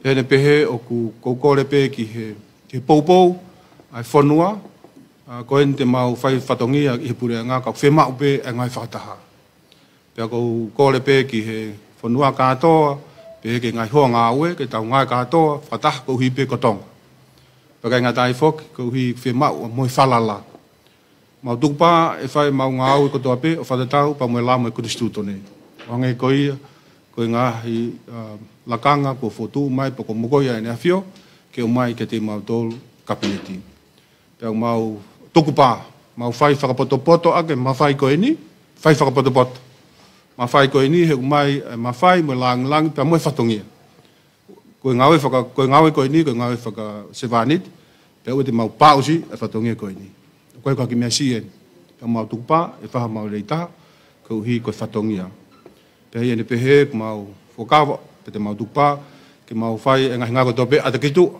ko tu ke nga me mo tuangi ai te mau tariu ka kato ke wharearea tonga. Te mau whakahako e ngai whatongia ko ia, ko uhi ko i lao, pa mai kakai he ko uhi ko kakai o i whanuanu e ne hawhio o kuna uhi wharearea, pa waha mau whatongia. Ko wharearea ko mau kamata meai, pa mau i he ta whako e ni, whako ngā ue, ko pau ke mau whakakato, ngai whi mau whaka lao, pa pehe ke ngai mea ko toa pehe, ko uhi ko i paanga, ai kakai. Ko i whatongia ia o i pureanga, ke ne malu, ai tau a tahaina, pa mai koloa, mai mui e kakai. I he taim tatau, o mau te mau ai ki he kakai ke to tonga i nau tuku hau. Ngai paanga toa pe. Pea koe, kominadin te whetahui ako ia, o kui lota te mātou pau ke mau ngā ue aki. E whainga maare ko ia, tio hi, ngai whakapotopoto ako hui koe kakai. Ene pehe, ko mau tupa, e whai tokanga i kina, ngai whakapotopoto ake paanga mai koloa e whonua. Whatatau pa mai lao. Pe kai ngatai, ya ku tumu aki e ngai ko ini ko kakai fonua ko kakai ani afia mo no fonua ko tumu aki ko ia e fakatamu ka fatongia ke fai ngai ko tobe ko hi ke fakalala ka langa fa ekonomika ngai ta fa sosiale pa be ngai ta fa ko tobe finga aki ngai kolo pa ngai ta fa ko tobe tau fa ngai aki mo tau kakai ni mo tau kai nga memori pa ko fa malo la ke kai nga memori malo e na tokoni ngai ta fa ke I hono whakalaka, whakapaanga mo ta whakeke, ngai whatongia keke. O tokon lahi ka tiki tau tol, pako tui ku whaambeke, whakahokat ka tiki nau tol, ai whakamalola. Pea mo whakaamo ai beke, hoko tai pe, a whenga aki. Ka hangai mea te mau whemau ke tokone ato pureanga, ke tiki nau tol, pea pehe mo whenga aki, mau tukupa, mo whiawhia. Ke whahauka ngai whatongia ko ia. Ia pene pehe I he pongpongini, ko ia mau siot pe ke he kahau. Mo mea I pe mea ko langa whakalaka o whanua. O koe ko hanga hanga tonu ia. O koe ko ha mea utokale rei. Ko no hala whanunga ana ulahi hawhi mono tafunga. O ko tui ko tokoni mai eki mo tau ngai whataha. I whataimi koe ni mau I he pureanga. Siang he tau taha. Ko lai pe ngai mea mau sioki ai. Ngai mea lalahi. Koe pe ngai mea lalahi. Mau pehe e whai. Tene lava o to atu. E ngai whaingata. O ku whianga ngai pe mo kakai I he hon. Kawai e ngai mea pena is whahai whalerea. Angai koe hala whakawakawa. Ke ua to e si o mai kainga mei ahake tō mui mahe ako mo ngai whakapureanga. Koe ngai mea lalahi pehe. Te mau sio ke ngai tunga wha ekonomika. I he tautai. Ko hi whai tokangai ko fu mamawhai ika. Ka ku hangai o to aia tokonaki mai o seni. Lahi potential. Sio pureanga ka tawha ake mau lawa e mai ngai waka. Ko hi ke lava tokoni. Ke no mai ai mono ia ko tuki ai ko hi ke mama aika. Taim ta tau be fok o ku lawe I pe he pureanga, o koe pe whatongia pureanga. Pa koe me whatongia o ngahi marketing mo private sector. Ka kano mo ni fok e whainga ekonomika, pe hama whanua, ko pau ke mixed economy, pau ke nothing ai aki pe. Ko tui koe mahino ko ia, mo lau maari koe whai ngai ngāui. He ako, pe koe ni koe ose mau kabinete e honi, ko me atu e ai hoi ki minister, o whakamahapopo mai, e nau tūnga ko ku nau I ai. Pe me ngahi mea mahu inga, o whaamu ke la whai mo whai tokangai pureanga I he ngahi potunga we katoa. Ko hui pe ke la whakalaka mo hoko lere ia te ngā we. Ko hui he wha taim sisi koe ni. Aia I ene pehe o ku whai whiawhia e whai ngai whakataha pe mo ki nau tolko toa pe ngai hoa ngā we. Nā tokoni mai he ngai whakapaanga mo ngai mea ko ia. Ka ku mahu inga pe mau toi wakai. Ke ngai paanga ko mai ke huu pe ka whaitu e taha e lava whai hane liriu e tūnga lolotonga. Lahi taim lahi pe lahi whai ngā pokalam keke. Ka pange mo fere ai panga ai ka mau pehe ko tau mua ko ni mai ha mea ko very impactful ha bo ai me go lava tu ya pa tau ha ta ai ko ka venga nga o ia ku fai gai ai sofak ki ka hau pe aku tau lotu pe mo amanak te rei nga o fata i va tai met ko ni ko ta fo nga hi me mo fa ha ko fai cabinet fu cabinet i ha ni na Italia ai nga hi fo tu to ko ni ke nga komit ai cabinet nga hi komit ke ko hi ka to nga ko nga o ke maulawa o sio va ve ki ai ko nga me to nga fa ai fo no komiti ki he kaunga o whapureanga. Wai ngai komiti ki he lulutai, ko uhila, pehe ki he ngai komiti ke heke, ko savea, ko kako sio ke tawha ko whanua. Ko hae ngahi mea o ku iai he tūnga lolotonga, whiomai kakai, ko hae mea uton ke whai, ke toi whakalakalaka nge. Whioma o ia ke whoki mai ngai potunga aue, he ui ke taha mei hen. Ko hi ngai ek minister ke whaha wakai wawe ki ai, pe kai ngatai, ko wheha mea uton ke whai tokangai wawe taha. Ko hipe ke whakalaka. Pe kai ngata whoki wai whai tokanga ki he ngahi. Wakai e ngahi mea kotoa pe. Pe mau wakai ai ki he kaha mea e tokoni i he taimini. Pe ko taha ia mea mau wakai ki ai koe uhila. Mo mea i pe. Ai totongi uhila i taimini o mei whelaka ki pe totongi a koe. Ai uhila i terif o ku mei whelaka ki pe he pa asente hi wanoa ke pangataha. O wato he pangataha. Kana e whai ai tutoni ai kabineti he pongpongini. E tokoni ko uhi ke ngahi whaamiri, holoki rewa, whai subsidy e tokoni, o ku lolotonga ko e tokoni e pura ngai ta minu me mesin te ngofuru mesin te tahataha. Ka kamata ia i sanuari a hulu aki, e holoki e totonga uhi la aki a sente taunoa. Ai e kamata ia me ulako sanuari, mau toipe e tokoni en ke ngahi whaamiri. Ko se niti ko ne ave patseti ke tonga uhi la, whahawhia mai ia tokoni totongi ako, whakatau maha ngahi kiki, mo ngahi mea pehe. Aia ko sirinu mausio, to o mai paango ia me pachet whakawhamiri o tokoni, ke ngahi mea, to te whito i ngahi taimi whaingata ako ni. Aia ko mea ko kamata e honi. Pakai ngatai to i whaipe tutuni kabineti e honi. Whai tokanga ke ngai ngawe pura ngā ke kakai, services. Pene pehe, kamata he mōni te, ai potu ngā kotoa mea pura ngā wahanau ngāwe ke services ki tu. Whare paanga, ko immigrations. Pau ke nau, pau ke nau aava, hoko ate whatongia me hawhe a hiwa, o lere i pia kawai me hoa tā, o lere toki oske wha. Ko hi pia ku whatonga i pia kua ai nihi, nau si i lava mai mei uta, mei hake, mei hifa mga whitu keke. Ko taimi koe hokai hoa tā aia, pia si kaike pia nau toi tari ai pia. Ka ko moilo i pia taimi, koe taimi koe mea mahu inga he mohi tangata.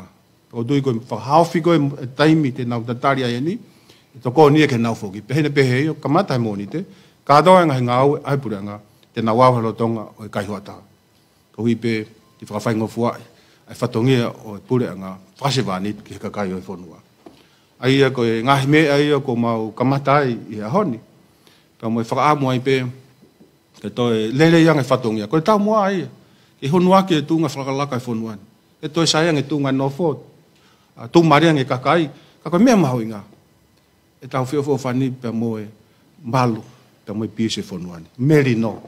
Ko mea ia o ku tomu aki. E kone whiwhia pe ai tangata o ku tokonia. Pe koe mea lahia ma tokangi ai. Ko hi i he ngahi whototu ke he ka hau. Whika ulo aki. Tokanga ke he ka kai whanua me ngā au whai. Nau tō rua. Pau ke mau tō e tokanga rewa. E he taimi te tau. Ki hono whakalaka koe ngā ue ngai whapureanga. Mau whai tokangi ai ko hi ngahi ngai processes pe ko fo nga fo nga au pa kai nga tai nga ak mo teknologia fa ono poni ke va ve fatongia o fa mo ngai potunga au ka pa fe ma u helao ke osipe a tolu no pe osipe a fit ko pau ke hanga puranga o fa hatari ko pau ke vai ko tuba cabinet ko ni ko pau ke vai ko pau ke turi ko hi fu la hatari ka kai pa mau ko fa mo na tuai ti mau tōna mau ngai whakapureanga he taimgoi ko tuina mau kau he tōno. No ka koe honi, tuku pā, ko pau, ke whai mea koe ia. No koe ke acceptable, ke te tari kakai ia. Ko whiunga, e ngahi mea koe ia. Pea ko tui te mau ngai whataha mau tōna mau ngai potunga aue, ke ue ki ai. Ai mea koe ia, ko hi ke whakakota whatongi ia. Ko tonga monu ia koe kaunga aue o si mateu teu. Ko tui e whai tokanga ki ai ke whalerei pa mo e whakataukei mo ia ngahi ako. Ko hike lava o alpetaimi, mo taukei, o mataha tau o alangi whakalakanga. Pe koe mea o whai sio ki ai, i hoko atu koe ni, ko hi he kalere ka ngai whapurenga, lava ai ngai mea ke heke, whakano pōni, te tau lava mea lai. Pea tau tūri atu ki whisi me ngai whanua ko ia. O tau whakam ke tau wawe, i ngai tau whakoia ko, me ngai eria ko ia. Koia, ko ngai pōre mai whakamu, ki he ka hau. Pea mau tui tuku pā, e whahe mau rei taha, i he tokoni mai ka tau ngai whakata. Pea mau whakamu, ka aha ngai mea ku mō ngoi, o ku aha mea ku mō tai whē maari, o tokoni e ke tau ngāwe. Ko hui pē ke hunuaki, pea mō pātolo aki. Ko ia ko anga e whakotutu, ke toi whakalakanga, ta whakakotoa, sosial, ekonomika, mo e taunofo, pea mo malu, pea mo merino e taunofo, pea ko tui ko mea mahu inga ia.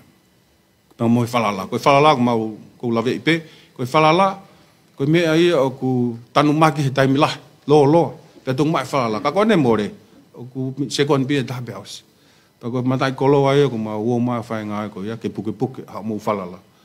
Ko hi ko whatongia ko ni, wai ho no ngai monu ia monu ngai mafai ka wai monu fatongia pa pau ke mau ngai hanga na fa nai whakapoto ko hi pe ko kai ina fio mo do ka to ko ngai vakai ke ka u pa ko tawang tawange pe ke tokon mai e ki i he fononga ko no ko fai me a honi ke a e whaka osiai ko hi ke tokoni pe ke monu ia pe tong ka monu ia pe tong ko hi ko ka venga i pe me moto o tua motonga ko tofi pa kuanga e pehe ayanga o e tuhe ahani mo e wakai ke kau pa o tamrak le rei pe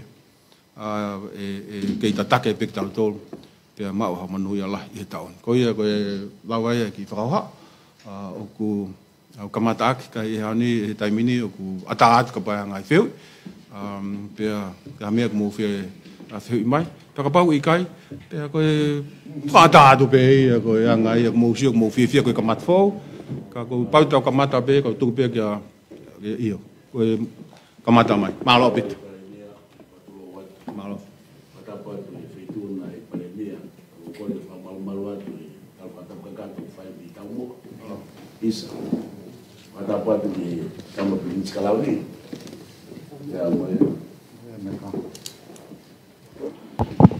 e mo ho wake minister kala e kabineti e pare mea ko atu ai taramonu ke feituna ke to fohe o fai me tau mu pe ko mau tai mari e ka fai ngongo e ho fa kolo ko ni ke o mea mai o fa hoko mai ai plan nga o feituna na fai pe no fo mo vivili ko ha me fai e pure angani to pe mai na e nima pe o sa fa pa nga ya na mai nga tangu ta e ho we ki fai ngongo ni mo to nga fo no na mea mai ko ha me ko hoko ke to nga mai na nima ko ni kisune pe atapune ta whapanga wafe ua whawa ni maka hoko atu ta whapanga wani ma wano pe hoko rewa ki Novema toi pe mahena ia hiwa tai mini pe osi katoa ai pureanga koni ka tau te whiri pureanga fōu ko e parani ngā aue ko ke whakalawe ki ai ko whakawhiawhia ke motoani o ku whenā pasi pe moe tō wholofola e tamatu i e wharearea ko hiri na nofo whamamafa e tamatu i hau o tonga ki he mo uile rei ai family mo e ako pe mo ekonomika koni ko ke lave i he taimini ngai u fetokoni aki ko fai ke family ngai tokoni hoko ki he uhila mo no seni ti ken totongi hoko mai ki he ako pe mo koni te tuku mai mo service e pureanga mi he hafe hi wa ki he hafe ni ma elere ko hoko ko ngape ko tau tunga fa ekonomika fonua pe no fa fonua taimini ai mafa tuki ki he kau whae ngongo ki o mai o whae ha whehui ke aunga ki he whakaluku fua e whanua. Koe uhinga pēia e parani e whehui ko ni, koe parani ngā uena ngari he kai ki mea whetu nei, koe pureanga ki mua tūna e parani ngā ue, hala pureanga. Te arewa me hoko mai, koe parani ngā ue pisinisi e ngai pureanga ia, ngai ministry si ai pureanga. Koe aho nia ko ke ngā whakaata mai e whanua, pe o mai ke fonua ke hoko atu me service e fonua ko te ke fa papa ia ko ha me te tau tu ulu ke mana ni ma ko ni ko o atu e tala monu ke feituna ko nga ku lahi pe u fehu ia ke fai kai ke tala toria o muy a vote of no confidence e tu ka tu ke tam loro ka fai mo tau langa fa kala ke nga unu ho tau waka ye net the same time ka gato time tatau ke tau muy ai me ane fai e whakamatu unga o whaka ilo whakawhalearea ko hiri ke whakalere i mo whakatoka maari he uke mea hoko Ko ia ku kole pe fa mo he lolo ka te takai me pe ku fe uia. Malo pito.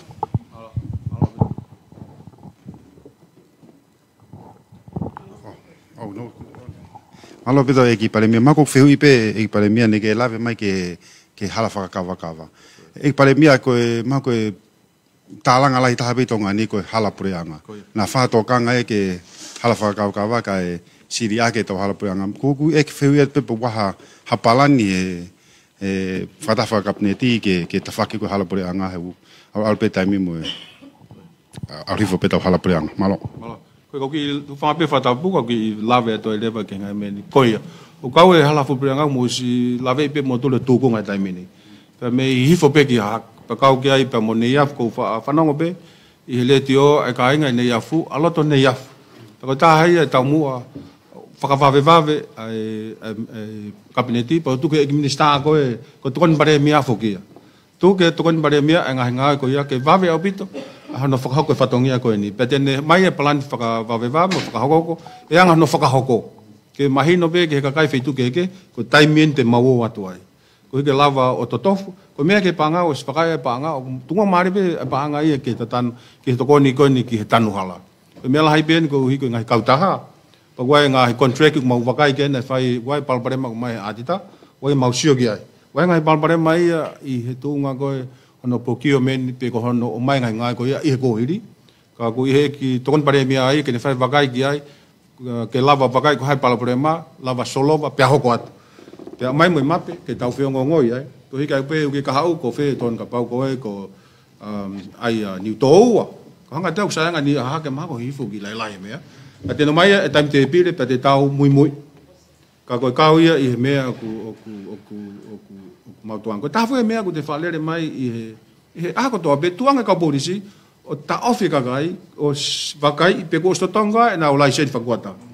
Ka o toton fuke na o pehate kakai, kai hai hala ia. Ha mea ke moa ta ofi ka kai launga e pure anga ala. Ko tui ko konga taria ki i kau e mea vaveta. Ko lau ko ni ko foke mau inga pito he mau ngawe, ang ko ni ko nga mea na mo hake i he fare rea fe lave pe mo. Fo tu ko ke malo e pandemia ko si u fanga fatapu. I ko nga ka venga la he fit. Pa ko nga ka venga i he mea ki ulaki. Ana fa toka ngai ki he tunga whapanga pa me i he foramu. Pe he ko vai matukanga ki he tunga whakapaanga mo report i ngawe koe ai lulu tai, kau taha wapunu koe ia. Pa pe whoki wai tokanga ki he hopo koe ne ulo tonga whai. He ongo institution pe koe ongo sino ngau ai pureanga, panke pure, mo panke koe ni tonga panke whalalau. Sea mau komiti us whotu, pau ke mau wakai, ai pau mau kamata mau tulkato, pa pe he ki he ako. Ka ngata pe i he anga koe tu silapa sivi, pakai ngatai ko foto ko quality ko kanorere ko ako mista ako o si ngawe mai ki ai wai mau commit ki ai mi ka to e umena ai e matunga ko ki hono tai fe tu fu pare me o se mau commit ki ai ko nga ka fai mo fai ngawe ki ai ko hai ola pa te mau report mai ko ka fu ki me ta ha fai to ka ngai fai panga e adita e nga hi famori ko me nga me pa fai fata mo adita ko ni polama adita ko ta fu ki me mo fa hu la ko hiku na tau whai whahaka wharearea ko whistleblower. Ai hala ke nehanga o talamai ki mautolu koe ni minister kabineti. Ka ilo pehe si o puka tahaku pehe mau whai halak. Whai mo hau ia tala ka mautolu. Tala ka mautolu pe alio tala reporti ke anti-corruption mo mea whakailo. Ko hinga ke ha, ke whai mo whai pehe whatongia aha koe. Owa te mau os mautolu, pa toki o mai ka mea koe ku palo paremu. Ko tahe tuku pā, ko fonua na tuki lang pe tuko no pausi e fonua to tu ko me ko mau ki ai te mau fai ngawe ko ia ko hi ko ka tangata ko me vai te mau afi ngo fu ngai lakanga ko ni e ki minister ngai me pe ko pe me ko nga puki mau to ko pe ai ka fakanga tangata ai boundary pa ko mau no foi o te mau te over to ai ko ta hai ngai me te fai to kanga va ki ai o ka e hala burenga Malo pito palemia ko e tala monu e pe mo fatapu o lolo ak fa hoko atu e soani e hufanga pe e fatapu tapen pe mo e prinis kalauni ka te u kole pe mo ke o atu fe ui ele fa pitania ko matonga pe e potwao e ko kanga tamaki ki ai e ABC Australia Prime Minister, with the Trump administration executing its deportation orders, which also includes Tonga, would Tonga be accepting the deportees who are not born here in Tonga? And if Tonga is willing to accept the U.S. deporting the non-born Tongan citizens? Thank you very much, and also for the very pertinent and very critical questions you posed to me today. In fact, this is a critical question not only for us, Tonga individual, but Pacific, also Australia and New Zealand. There's a global issue now, and particularly with the new administration, I think everyone is alert about what they will. And of course, it's a classic. You know, Mexico. I saw the news last week. They actually not allow the aircraft to land in the country, as an expression of the protest of the discontent about this kind of policy. And I think that this is an ongoing issue. In fact, I had a meeting with the Secretary General last week, and this was raised with us about the implications of the policy of the new administration and what impact it might have across the board in the Pacific countries. And this is one of them. So we will work together with regional organizations and also a development partner how to address this, because this is a global issue. And I think, unfortunately, developing countries like us, actually bear the brunt or consequences of those kind of people. Of course, our people, we send them in good form, complete the spirit and mind and also the body, but they go there and the circumstances actually deform or affected them. So it's not a good thing that they actually deported them to us. And of course, it is one of the critical issues. We'll try to see how we could resolve it. And we already have established institutions to look after them when they actually arrive here. So another thing, but of course, this is an essential issue that we all affected us, and we'll see for global regional collaborations to address it. Just quickly and lastly, is Tonga ready for this mass deportation if we were to agree to accept this deportation? No, and I don't think not only Tonga, across the board. Globally, they say we have enough problems. Why don't you provide good things for us? We allow to export good things for the people, but we're not allowed. I think that actually shouldn't send people with problems to increase or compound the problem that the other side actually have. So that is not acceptable to anyone. And I think the values we have, and also the values of democracy, basically doesn't accept any kind of thing that you treat people like that. There is a United Nations immigration policy actually touch on this. But unfortunately, the current administration in America, of course, it does not pay much attention to the multilateral organization. So this is an issue here, and we'll do our best to address it. Thank you. Malo pito ek palemia ma fenga mali. Ka koe fofo whainga malia ke whakahokatai ha whehu i ke whetu una. Ko whehu i pe whawawha pita ngai palan ngā ue ko tuku mai ko kamata ke whakahoko. Koe e whehu ia koe hau ke pe he ai o kuke whakahoko lele iange ai ngā ue koe nka palemia i he palemia ki mua. Ai ko whapapeo ki he palemia ki mua. Ka ko tui nai ngai mea na mawhatonga i wharerea. Mau whatonga i whaere pana uhi ngai koe whai ai mau i heni ko uhi koe mea koe ia. Ana whai ai whakotu i he konistu tone pe whoki, pa koe mea utau whakamalo e konistu tone. Ai pe mea i loto kan hanga o malu e kakai whonua. Wait mahina tahawal mo mea koe ia. Pa koe ngai makatonga koe ia, mau tuku pa. Na mau ngau i tu ai wharerea i heni. Pa ngai paluparema mo ngai pore na mau whengau aki ai. Ngai koe ni ngai whakamatala paanga, mo ngai mea lulutai, mo ngai mea te. Ko ngai mea koe, te mau whai mau tōruia solo. E kai te mau tōi whai mea ta tau koe. Ai aku, wai ngai ngāre rena nau whai, mau whiawhia, pe tau whiawhia ai, tau tauhi mo pātoloa ke ngā koe. Wai ngai mea nei kai ke lava whakahoko, ko whatongia ke te tau whai i heni, lava whakahoko e ngai mea koe ia. Angai koe ngo Slovakia i u services pa mo mea koe ia, ka tu pae te mau mea mau ilo, pa mea mau fai na mau lea i whale lea i he mea ke fai, pau ke mau fai mea koe ia. Ke hui ke ha, ke tāpe pe angari, ke tāwhu pe angari ko hinga, alo loa pe, ai mea ko mau whaha amo mea ko fai. Pa koe whakaamu e ai kabinet koe ni ke ha, tāpe angari. Te kakai ka osa nge ko mea, pa mau korwha mo kami, ka koe ngā maa ha koe whakaamu ia. Ngai pe ko ho lawe ko fe hui te mo fai fe fe ko fa mo pore ia pa tanga ka to ki fa lele e ngai me ko ia Pea mui at peo ki whehu i ke taha e ngahi i siuna ke o hake pe i whale alea koe langa koe ni koe matatoa ke ka inga o kana kupolu ko whaina hastio ke ngā ue koe ia pea koe hae tu ngai ngā ue koe. Taha ia ngā whakawawaweta ko taha ia mea whaweta da tau me moe ala ke whakai pa koe misa ia ko tokoni pare mea ne whakai ko hae tu unga o ngā langa koe ia. E ko mo mea i pe nei mo ngā palpare mai whelave i pea mo ngā kautaha. Nai palpare mai ai. Tai whi mare ngā kautaha ia pea anam nā tolu. Ni ho ava tuka te koloa ai i mango mo me pa na hoang na tolu. Ai ko nga mea behe ke mo sio te whakalau, sio ki he tunga ko nga whare, sio ke kautaha ha me te tau atu. Ko taha fo ke mea nai hoko, e mea ko osi, tai whi mare nga kautaha, ko na nau whai ngā ue. Fu si panga ko e nai o hange. Pea uhinga nau lau pa nau kai ke nau whiwhi. Ko tu e tau mua ko ni whakai, pea whai ngā mo ki nau tolu, po hau ton ke tau, pea ke nau whiwhi. Ko e maho inga fokia. Whai ngā aue ko tō pēk whiwhia tako tō pē, pa nāo whiwhia pē osi. E koe palpare mai he mo ui, koe whahangai mea whawhetang. Ka koe taha ia. Pau ia aia koe aha mau tau whataha pa mo tolu i whataha ka hoko. Lawa ke mau at koe hae ai mea ku hoko. Whe mape e ngā koe ku pau ke whai. Koe ka koe taha ia. Ko ose ni ai ua taha, ai ua. Kai ngata pē, kai ngā i eo, manga unau hiki ki ai, unau kei tuku hausi. Po tōngai ko tō pē, kau ai pē mo kai ngā koe i Tanuku Polu.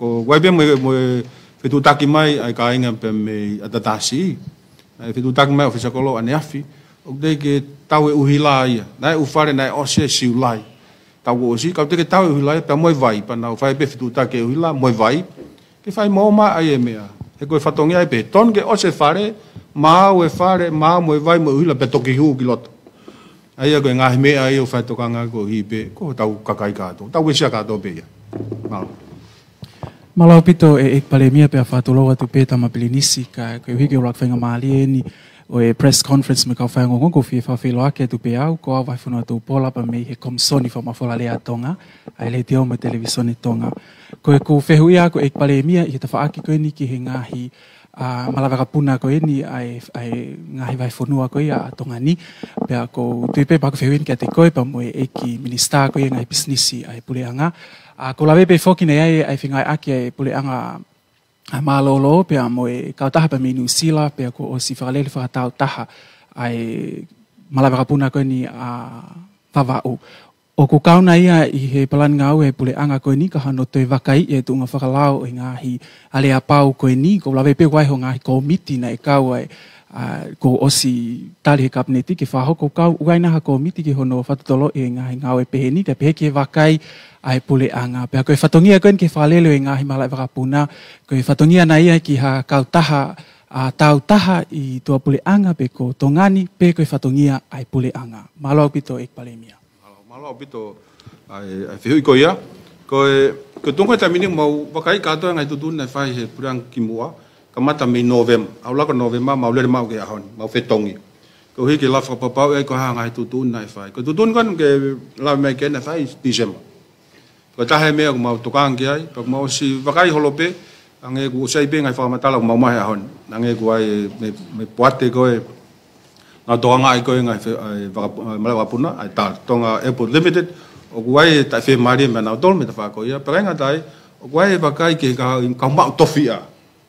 Ko ke whapapau i pe ku kakato e ngahi mea koe ia, pe toki wakai rewa ki he pikau taha koe ni. Ai ko taha ni ngai mea asini ta wake mau wakai i rewa, e ngai tufunga whakalau, pea mo e tunga, o e mo pui tua e kautaha koe ni. Pea mo e ngai kautaha koe, mo e lao. Ko hi ke whai mo whai hanga au e he wawe taha ki ai, pea ko hanga ulawa iyo, kau e ne ngai mena tuk whai mai, pa whai tokanga ke he wawe taha ki wha mo whai, e ngai komit ke nau tokanga ki ai ngai mea koe ia. Ko hi ke mahina ko whet mea uton ke whai, ko hai mea ton wharere i, pea ko hai mea whai ka hau. Pea ta wha koe ni ki he services pe koe ngā ue ki he whiwhanonga aki, ka ngata pe i tahi, tau monuia i tahi he taimini whiwhanonga ki tahi, o ku lahe u waka tau te whito ki e ua. Haapai te ka hanau waka, mo wawai te hanau waka, ka koe waka e whanuan mea unau lava, u kusai pe, pe moniwa, koe waka puna e taimini, o tahi e mea maunga e taimini, ki wapuna pe taha kule repa u ki whapa. Koe mea wawe, mau sio ke wikin me u kahau. Anga whewhe hano to e whakahoko whatongia ko ia. Ko whatongia ko ia, o pau ke whai e whonua. Ko hai tene lava whakahoko. Ko polisika pureanga, pau hata hai ha mo he kautaha business ki tu a tene lava. Tuanga nau dolo. Ka nofpe pureanga e kono whatongia, kune hanga toko wakai, pe kune whai whatamu e lao, e ko lekuleta ia. Ka tu whetai mini, ko uhi, ke kia hata tene whai, pa hokai tuwai pureanga, whai mea ko ia. Au whai sio kia ko hai tuunga lolotonga tai mini, ko hai mea ton ke whai ihe ka au kai, lava pe oha, lava whakahoko e ngāwe ko ia ke whipuna ake kakai. Paku taha whoke mea ku haa mahino whai whoki, kone whenise se spesi ana, i konga ki mui koe o sune, ai koe ngahi mea whai te ute koe ko ngā ke uai hoko. Ka koe taki mamata hawo. Ka koe angai tuu koe e mau wakai, ai koe kamatain ke te mau sio ki ai. O hiki mahino, ulaki pe, ki lava whatongia e whipuna ake mui ha, mo malu. Ue pae wakapuna ha whaitu. Ai koe ngahi eria e whai sio ki au perpere ngesi, e mui kakai. Koe angai tuu he taimini. E varemia iho whatongia ko ia ko sea o e kautaki ko ia ko e Pasifiki e wholomo. O kia iwi e ngai ka veinga lalahi i he tuuni ko ni President Fo ko o Amerika. E uesia ai e Pasifiki pe a motongani foki. Kau ai pe mo nau mawahe ko ia me he Paris Agreement ko i he climate change. Ko e nau whani ko ia ko ke he WHO ko nau whakaukau ke to'o. Kau ki ai pe mo nau ngai toko ni whapaanga ko ia ki ngai whanua muri. Yo hoko ko ia ko e sea o e Wholome Pasifiki. Ko e hae ngahi whakaukau ku ke whakaukau te ke whahoko. Ngahi ngau te ke whahoko. Ko uhi e kau eni he wesi alahe ki Pasifiki. Kau ai a tongani. E ki whehui petaha. Na ke lawe mai ho mo fotutu ngau e ki he ngahi me alalahi au pito kau ai uhi la ko lulutai. Hala whakawakawa me hafua. Ka ko tokanga atu e paremia ki baha taimi ko ni ko mo hekai ko he sea. Te ke lava whakapapau i mai ko ha ngahi me ngari e pau ia ke whakahoko e ki baha taimi no ko ni. E ai ngahi ngau ia hen he ke lava ia whai kai to kuma ha cabinet for o whakaosi. Ko ha ngahi ngau e pau hen te ke lava whakapapau i mai ko pau ke lava e ki baha taimi ko ni. Mo ngahi ngau ia e to ki o se whiri ko ni November ba to ki uma cabinet for o whakaosi pe ko hoko atu. Malo. Malo pito. Ko hanga piko whiri ko e nai ko e me ABC. Ai tōnga ko ni ai ngahi policy for o ia tutun for ai president ko Amerika. Hek mahino pe ia ko me pena hoko tau te fito i ta fa ko ni whiri wake ia. Ta mo toko ni ko ke pango ia. Ai au to hoko pe ia pa hanga ku lave. Ta stano ke pe mo e fataha ko ni pe me secretary senior pure ko ni forum ka taha ko Pasifiki ifisi ai me ta tau. Ko me ta mini ke mau sio ko ha o si asi ai ngahi tutuni. Ko tone exactly ko ha ni we si ka ngai panga ko fo ke panga fa i climate green climate fund. Mo ngahi me pe na fo tu ki mu. Pe ha pe ko tu ko ia e mahino withdraw pe holomui na ngasirin ko ia. Vai tam ta mo to sio pe ke ngai funua toenga ko o mamani pe te no lamna tolo toko ni mai. Ko ke ha fasisi ai palpare ma ko nu hoko ai finga ke mateu ke atep mo finga ke resilient ngai fonua longo mo ui pe mo fasisi ai palpare ma ko ia. Ai ko me ta min to kamata fuken. Ko tu ta mini ngau pe mo Pasifiki kamata ke mausio ko ha ko hai lahi paanga ko hai me hoko very specific.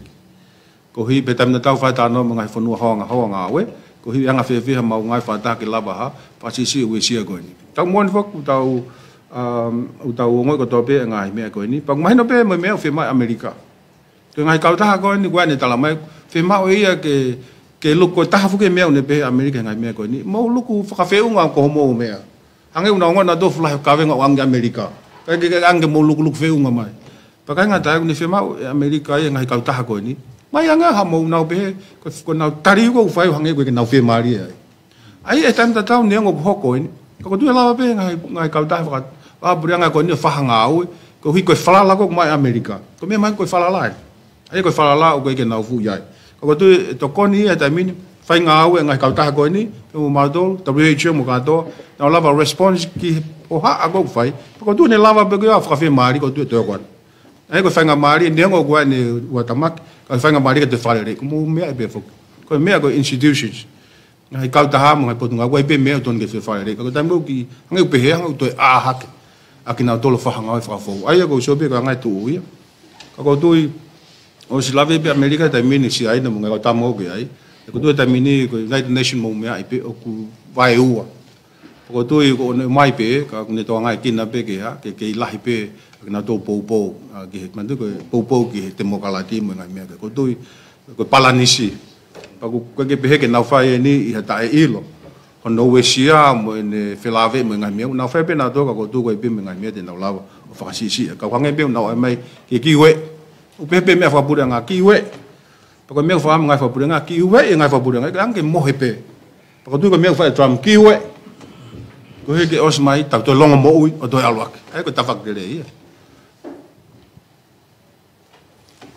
Congratulations, Prime Minister. Pea ko le ke o whamalmalu i ngahi whakatapu ko hawhaki. Kai kaua taipe i he e whitu, whihu i ke whitu una. Koe mahino pe ki he whinamotu ani mo mako mutok ahaua pen pe ahatolu i he kabineti. Te kei kia ngahi ngā ue ku whahawakai lahi ki ai. Ka koe whiawhia pe i he o mea koe ni whikau aki pea moe service kon ki he kakai whanua tau te whito ki he whitāri aki. Pa koe pot ngā ue ku mau palpare ma ia lahi taha i koe savea whanua. Aina pe koe nau ke pot ngā ue koe na Daniela. Ka koe toka ngā peia e Palemia, he koe ngahi lao, he ngahi pot ngai ke he o ku whakotu e timeline ki he response koe ki he papliki, pia moe kakai i he lao, koe ke pehe savea, ai kere. Pe ko hamea ia te mou ala whaha ngā ue ki ai, pe koe whai peho mō ngā ue o ta tak pehe policy na mō mawahe mō tolu ka ala tatahai au te whok peke he fwoi na tula whetari aki koe ku mau i ai he taimini.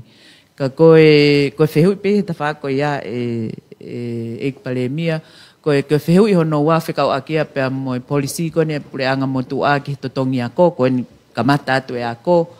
Na nau pehe foki o ku he kai ke totongi ako ai kolisi pe utono ik mau. Fo mu taha ke nima. Koe hoha ako o atuia e Palemia. Koe ngana a to e totongi ako kai lo valu mai e whinga paangai. He kulotonga lahi pe whinga paangai he taimi koni lele totongi ako. Koe mea pe ku ma hoha aki ai na tuku e kai alhake ia he fo i whahai e taha. Ai koe mea na ia mo usio ki ai ke hokoate polisi koe api te mouto e whakakaukau i lele yangi. Pe whakausi pe whekau aki a pe moe lao whiri. Ani koe ni kulotonga nofo atu i wharea rea ke whai ngā weki ai. Ko tuina e whai mahala consultation ai whonua.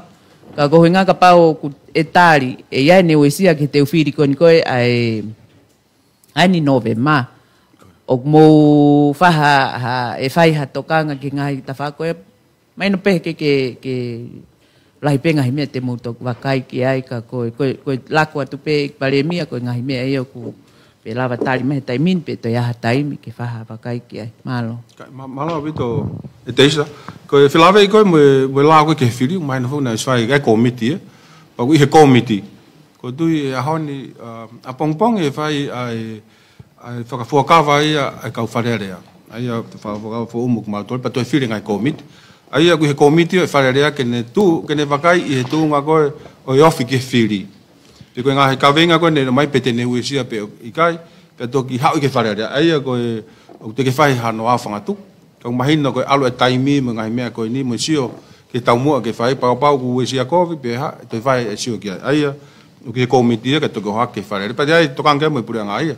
Ma hufo o mai ko hi pa mo mateu koe ai ngau e whakahoko la ko ia ai ko mea ko ia ko tahi ngai mea e whakawaka i wawe ki ai ko e whilawe i koe ni pe mo tutongi ako i mo mea i pe tu koe panga koe ai pura ngā ke tutongi ako ke he ako invest for gen kai wheu ngai ia o si lawe mo to ngā ako pure anga koe piti ai mo tanak pa anga ai pa mo mea ulelelere pe pe pe atu koe ngā hi so ko au pe ko stonga o nā to reis van mo ki nā to ka koe whatonga ia whake pure anga pa mau behe si aia o tua ke mista ko ke toki me mai o wakai ke ne potunga we o nan foto tu mai ke kawenga ko ke totongi ko tu e ha fata haia mo ne paange whakalahi ko hi ke lava ke fasisi a me ko ni aia i me ko ia te tu ke mista ko ka pa e tok fai ha ne tok fok me ana ma tol ka ngai pot ngawe ko ai ngai ka venga mo ngai me ne fotu e prang mo tua ke ma tu vakai ke ai ko ha me sai ke vonua ke ma fok ai ko ngai ka venga ke ka net u ka hau te ma lava siu kia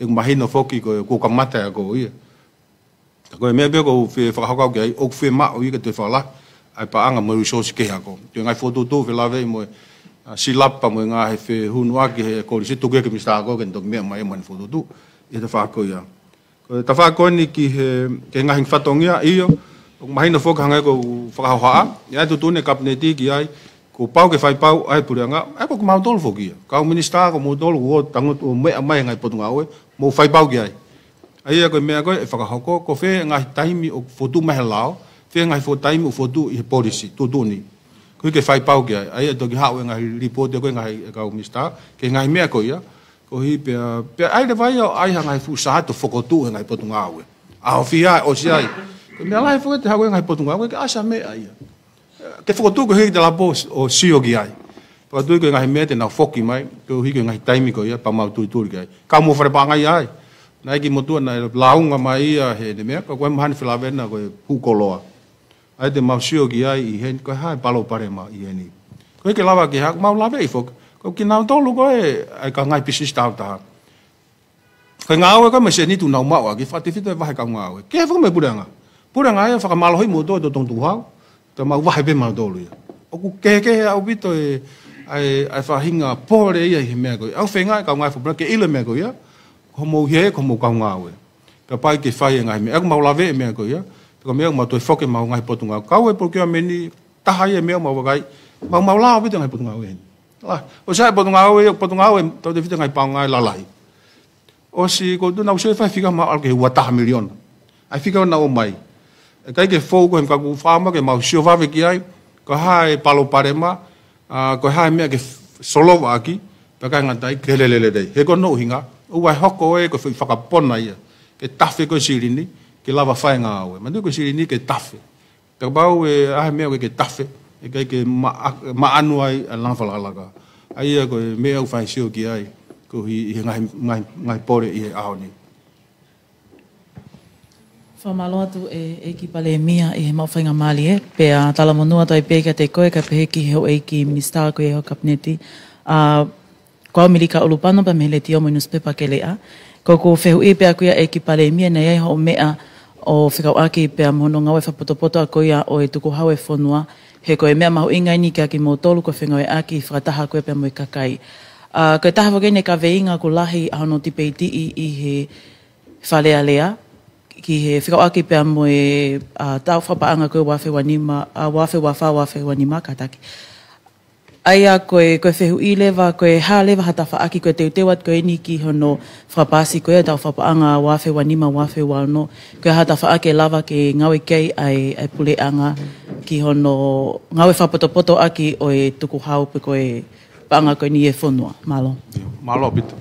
Koe ngai paanga fo ko ngai potunga ko poka lama wenda ngai ke fai ai ko paanga alu ke ngau ku fai pa ko tu eta bini ma vakai ko haka e ola output ko hani outcome ai ngai ngai ko ia pa ko wa ngai fa mo le ia ko mo lo pe ka ki tasin et ni very ko ki hane to ko ni ana ki ai pa ko ai ko i paanga pe ko ma vakai ngai pot ko komunista ko fai tu ni kapneti ane nai ta hai ma tu ni ke na vakai na potunga we ngai poka lama pe na foki mai o tahai ai me mau seu vakai ki ai ngai programa mo ne kei ha relevant ne kei anga ke kakai o te te mai ai pacheti fotutu pacheti ki tau fo pacheti strategy o fa sio ki ai o me ko ia ka ta ngai me ko si lapo vakai taimin e lape o i fangai famore ko ke ne filave mo out mo nga o lava pe fa mo fa vakai hangai ko ni ko mau me to ko ni ko ni ai potunga we i he pa ngai ko na kai ki fu pe ia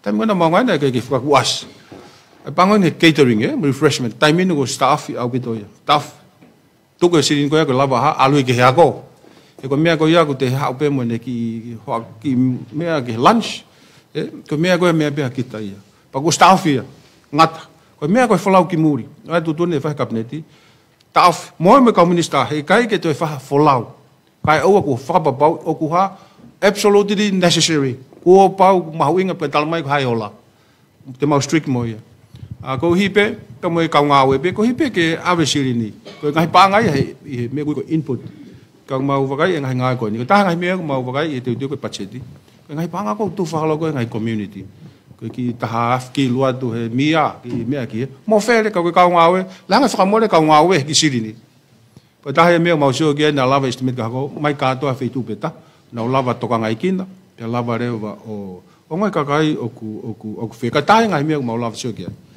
aku ka me ko low hanging fruit ka ko me ka mau sio ma to tau te fito i upo kala mangawe ko he output ko he pang alu ki ai ko he la fa mo re ko pe efficient pe kai alo pito ki pale mia ko pe ki pale mia ki hoko wat pe ki fe ko ni wa ki pe ki pale mia ki lawe me mai nge ke ta fa ko fai to kona tapu i he tonga ni po ko fu ko fai kona tapu tonga ni la helipotu ha mai me he pot ngā polisi ke taute o ave ke kakai mau gram pe fiha kane tawas whanongo si whakahua ka kakai o si mau kilogram ka te kai asi mai po whakahoko e taute a koe ke nā tola whe paua pa ki ai ne ki mea mai ke ta whako koe wei koe ka ai ngāwe puri anga na whaha ha focus ia i he wei koe ngāwe puri anga ka mohe CEO ia ko uhinga pe ai atu e paremia he ko uhinga ko funky me aku ke me mai ko ke u department ni na ko me ai tonge CEO ki ai CEO ko department ko ya ko ngai ke cabinet ki no fa na CEO ki ai pa u ko ki ai ko puri anga ne fiha mo tau CEO pe ke mata tau pe ai CEO ko kakai tau pe no CEO pulanga ne fiha na ko me ke tau CEO ke criteria ko fiti ko CEO tam ko renew ko na contract ki na ko si fu follow na fu no fo CEO na ke na to ma na toria ai inspiration ke te hokwate ngawe ko e kwanga pe sio na ko me ke tokoni ke a ko e ki pare mia ki he tafaki ko no frale ko ti pameni to ko ka no pare mia ko anga pe ki ko tokoni au pito ho lave mai e ko hi ko tu ku tokoni ke me ko io ka ko hinga foke ni ko yo ek minister fo ko policy o algo que na potunga au talang e tala ko CEO ko tau fo itoen ai ko fe ngari ai ken ta be ngari ko hu mai ko ni ta be ngari foi to ai fai o tu na fanong le mai pe mandu ko hangai ku lau ko tau fo wen tau fo yo fo wi pa ko kai tonga ya ko tin lava me ko na lo to pe mo na lau ma de lava po tu alu ko ni e fe nga ai ke o to hok ka mo lau nga mai ko hi ka pa me ke ka te tau nga wi ki pe ka pa ko fo nga wen ko fo na programa se ka tu ta no me ka commission na ko e PSC na do fo ku na unga nga na fili na hame mo to ki o ma ka he committee fili ma tam go fai ko me ke o mai ka ko ta fo ki e ma hoinga ko ma tolu le mai ke fatongia ko ni o wa fatongia ke fai pe ko tu ma te o ka me ko to ben ke fa hok pe to ko no mo ai mai ko ia e fai sio ke ka sio ko ku yen be ka o minister ta ha o talano ma hino mo ne ka CEO ko alu ko ni ko alu e ke we e kai ke te fai mea ko tau fo wen pe ko tu te ke la pe o sio mai ko long mo ia ko ta fam ko long mo ai nga ko he tau ko ni malo bit. Thank you very much, Prime Minister. You recently called the Pacific Island Forum the largest ever success of the Chinese area on the speech. Does that contradict your position on the vote of no confidence, in which you criticized the former government for hosting the most political region meeting that was held last year in August? And because we're fortunate and we may never have this opportunity, if I may direct one of the questions to the Crown Prince, Tolo Adbetamasi. You were previously offered a ministerial portfolio from the previous government, and now you have accepted this one. What made the change? If you may. Okay, perhaps I may start with the first question you posed.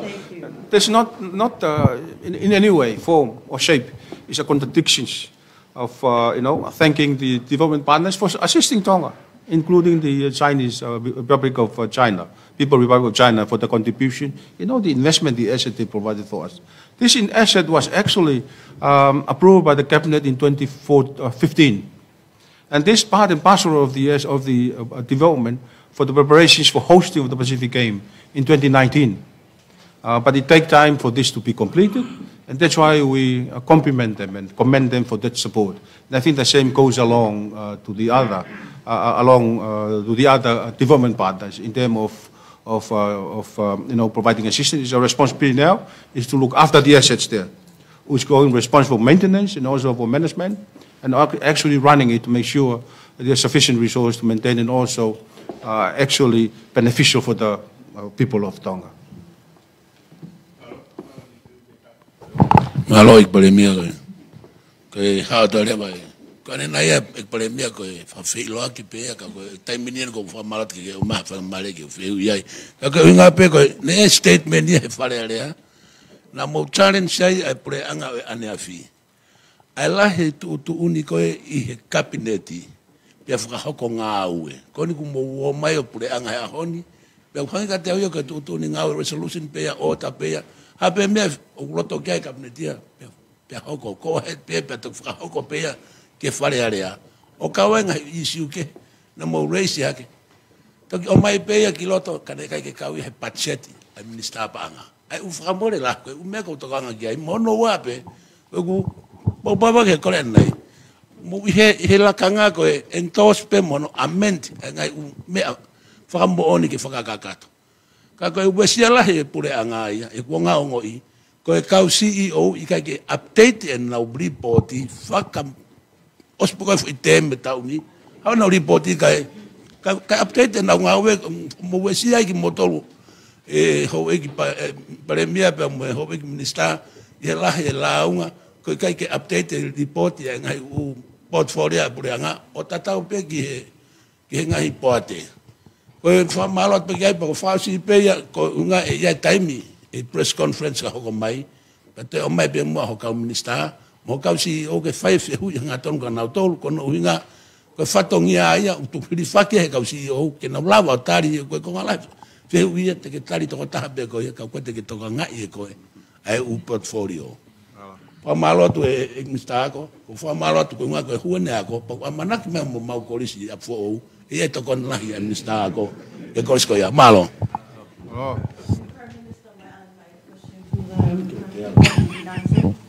Are you willing to answer that question? Can you come again, please? On why the rejection on the first former government offering the ministerial portfolio, hence the acceptance of now? That is the decision that they made according to constitutions. That's the answer I can provide for you now. Constitutionally, yes, and that's it. Okay.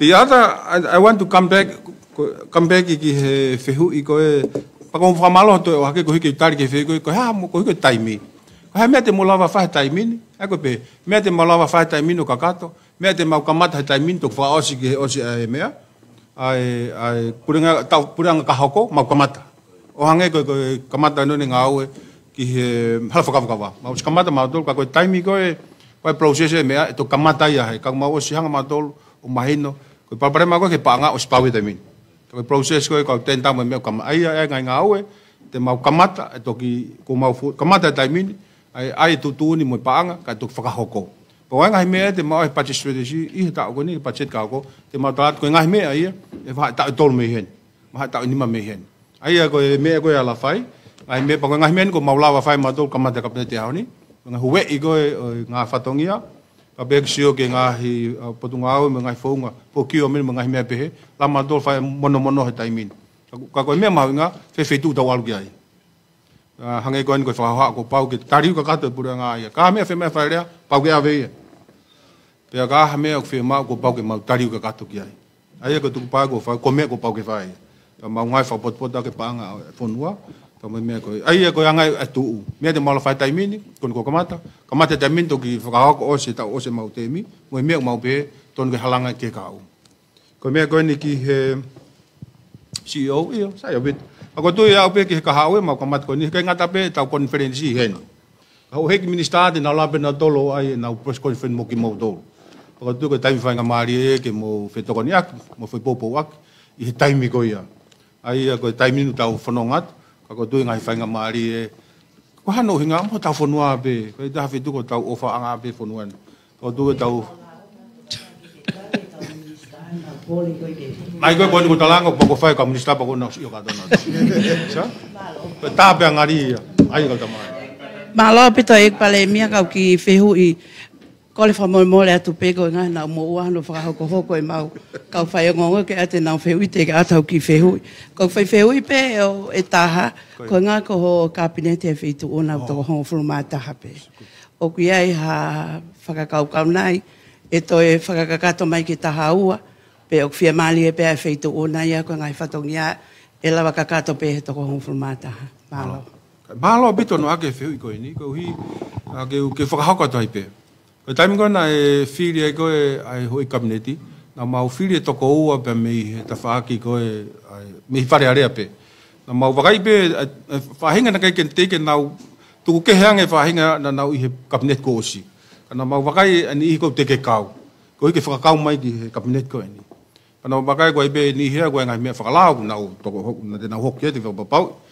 Ngai me be kana to ko na mau approach na mau kore kana to ua ke na mai ke mau ka fata ka ko na tu tun ko na fa na be ka tak mo te mau no fe mau do fa ra to nga e mau potu nga we e mau va henga fili I ne be he ka tak ka te mau lava kabinet ai ko fili ko na mau fa na mai ma to ka to mai ka ko fa pe a honi na ka ke me pa ta sai mau fa ba ba be na me ta ko me ku ia kabinete e honi ka ku mahino be ke kai fonua io na mau sio ka to be ki tong ki to ta fitu pa ko tunga mau ko he honi io ko ko honi ku mon foku to ta hau ka ko ku ta ta no ku ia ka te mau hoko pe fatonga mo ba kai ipe ko hi ko ha mafu e fatonga te ka tai mo to ko kai ge la to hoko mai ko hi mo ngai me be ke la fa ka to ngai ka me mi pa ko ku I fare area wa ni wa ngai hopo mai to ki osia be to ki lava ka kone tu ia ko ahoni ngau fata I o tau mate ngai fata ka ko tam tau ta frapa pai pe ai me aku na tu ia pe ne ahoni ko kabinet ko ahoni ai fai pe felo ngaki ka ge ka ko yanga ne tu ai fatongia pa te mau hokat pe fatongia ko hi ko mahenu toi seta ko hi ka tai mu mau ngo ko ki time no ko ni te ma tu fa hokat tu pe ko hai tu ko ngai a ko ya malo pe ko tu hal ko ne osi pe press conference ko ni basi to piki ko ni kai o mai pe mo hatali me feitu ona ka osi ke me afoki ki he ka me mi pa ka fo ke asi hano pere I he ho ik me mi pa ma ke hange me tamasi pirinis kalauni ka hiri ko yana nau ka ho e vote ki he feitu ona ko hana e uhinga o e feitu tun ko ya me feitu ona e palemia fai tu don bena e fai fotu fa tau me con studio ne pa ko hola tu fotu con studio ne con ma ia hon ai ko tu nga ko na ia malobit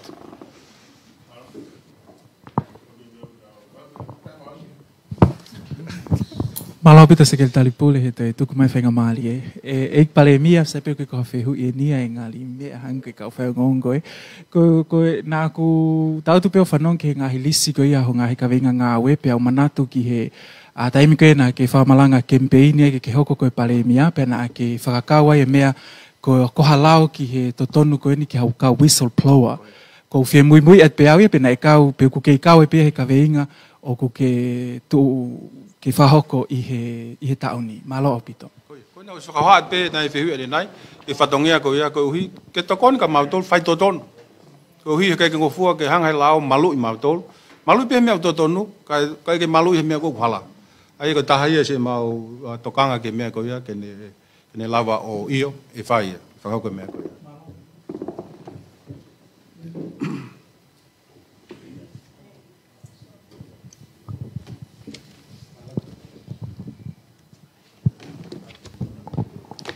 malo pel dioni ka ke tana ka ki me kon ko me ke palemia ke pepa me tal fatongia fala to fale ki mautolo he taimini pe ka toki o mai ngai me ke kabineti fa ga ne tu ulo ki ke me kon ki he tau fa to kona tapu o se pe tal fatongia fala to fale ki minister polisi ke fa mo fa hangawe ke fa mo unu ngawe ai komiti pe nei mo palani na fu o sitali he pulanga ke fa ka hoko o ku e po lahi me he minister pa nga ke ave ha resources fe unga ki ai ko palpano nga kafu fo no ai ke ulo ki Paku e toki hoko atu he ngai press conference ka hoko mai. Ko hono wa, uepa mo e tala whatongia ki he minister ko ni ki he tawha ko e trade and economic development. E lahi pito ngai launga whekaka pa me totongi e koloa. Mai whai ne sio ki ai ko hiko ngai totongi ngai koloa maho ingai ke mue kakai. Pako tala whatongia whakalotu whale pika te ia ke whai mo whaha sio ki ai pa mo ne komiti whiunga, competent authority. Na nau hiki whakaware he ngai mea ngai koloa si safai e kakai whunua. Pako whai pipa wiki whai ke ni whapopoto, na kua ngai koloa e tutongi ke whafok mea ke competent authority ke pure i whakalele. Mo mantui pe ai tuukunga ue tau sector retail la pa mo ngai totongi ngai koloa ke. Ka kuiai ai haa mai o ku wongo i he kakai whunua hiki hiki totongi koloa. Ua pia pa me tala whatongia whaloto whale ki he tau kau ngawi ki tua puianga, o kue ngai territory palpale. Mwana pito panga kumau mi he tori, me ngawi ki tua puianga, was over i he te au tolungu futu miliona Australia. E whamatala kumau whamumiko mama. Plaka ia, i olunga i tak mamata. Ka koe tala noa kanu whai ke whaha sio ki aipe me ngahi whonua hanga Australia manusila. Waha whonga toi whakalele aipe ua hoko ha palpalema, kai keilelei, mo tau unu ke sektoa o semi-skilled.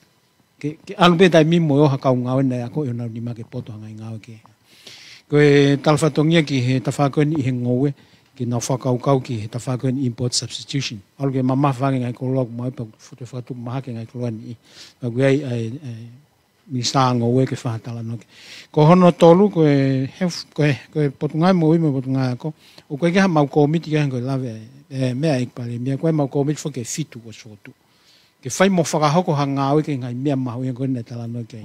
Koe lulutai, koe infrastructure, koe pangike, koe potungau e savea. Nai ngalo mahalo e pere mea ke ne whakahoko o kuiai pia mo e komiti ki hatangi ai kakai ki wharearea pa o mai ki he pureanga. O koe komiti e kapnitia ke sio, ke ngai tangi na ave ki wharearea talu mihi wanoa wawa, ke whaha ngāwe ke whai mo whai hatari he pureanga ki ai. Ko ta whakan ki he ako pa mo e ngowe o sepe ai tala whatongia whakaloto wharega ki naua e minister ako pa pehe e minister mo ike na sio hangatonu ki ha whaahinga ngāwe ke whakahoko ke to e rola leleiangi ai mo ui e kakai pia mo e ako kou whahe tau whanau. Aia ko e o tuku mamaki o e hako miti ko i ngāwe lahi. Ko e ngopotu ngāwe ua ko niu na to e nau e au he pesete ni manoa e kau ngā whapureanga pa mo i patsete e whonua. Pag mawinga pito e pag na osi mea ipe a tala whatongia i pare mea ki e whakaloto whare pe a mato ka te muto ki whanongo pe ki ai a mui ha o mahanga i lipot pe o atu he press conference. Ko e komit mawinga in pag tu te fotua komit pe he ki i ha pule anga. Ko komit ko e ke sio ki he ngau e ngā whapule anga ku whai. Pe seti ni mawha e tau pat seti ta naki o whakawahenga e kau ngā toko ni mawhe tupu. O kuei pa mo e mea ngau ko anga ki nau tolu ki nau hanga o ngau e aki. Pea moe paanga ke whakamoleki. Hono whakahoko whakapoto koe, mo whakahoko lelenga whatongia koe, koe whatongia i komiti koe nai talanta. Koe komiti ki public service, mo public sector, o kawai ngahi poateka. Koe hangai whatongia, o koe ke nau whakahoko whalele, koe komiti ni e sio ki aipa report mai ke kapini. Koe whamui mui, o koe aipa moe mama huingani, o koe tuku alpetai mia mono ngai halaki, koe ngai mea lere e pure anga. O koe mau sio ki aiku. Aluia hau ke sapate, mo mo wikendi, no asol na toi halapuanga mo ngahi pā inu pia mo ngahi fitu kalato. O ku i he lau miliona ai totongi, ai mahoinga ngahi melele koe ni, baku eksitene ngahi melele ni.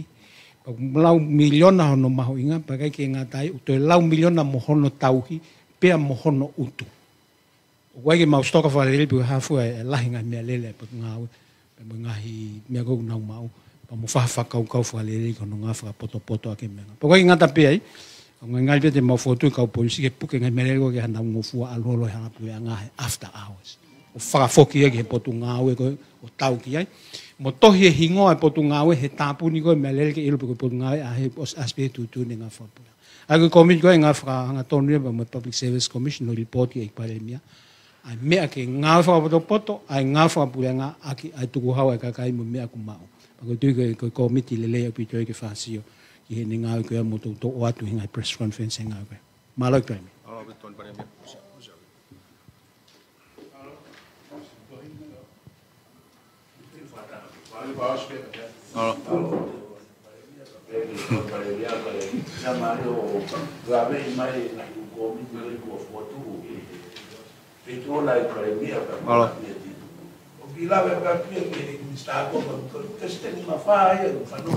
E ministrar mo i na to Katset lai takaya ni kuala ko ni.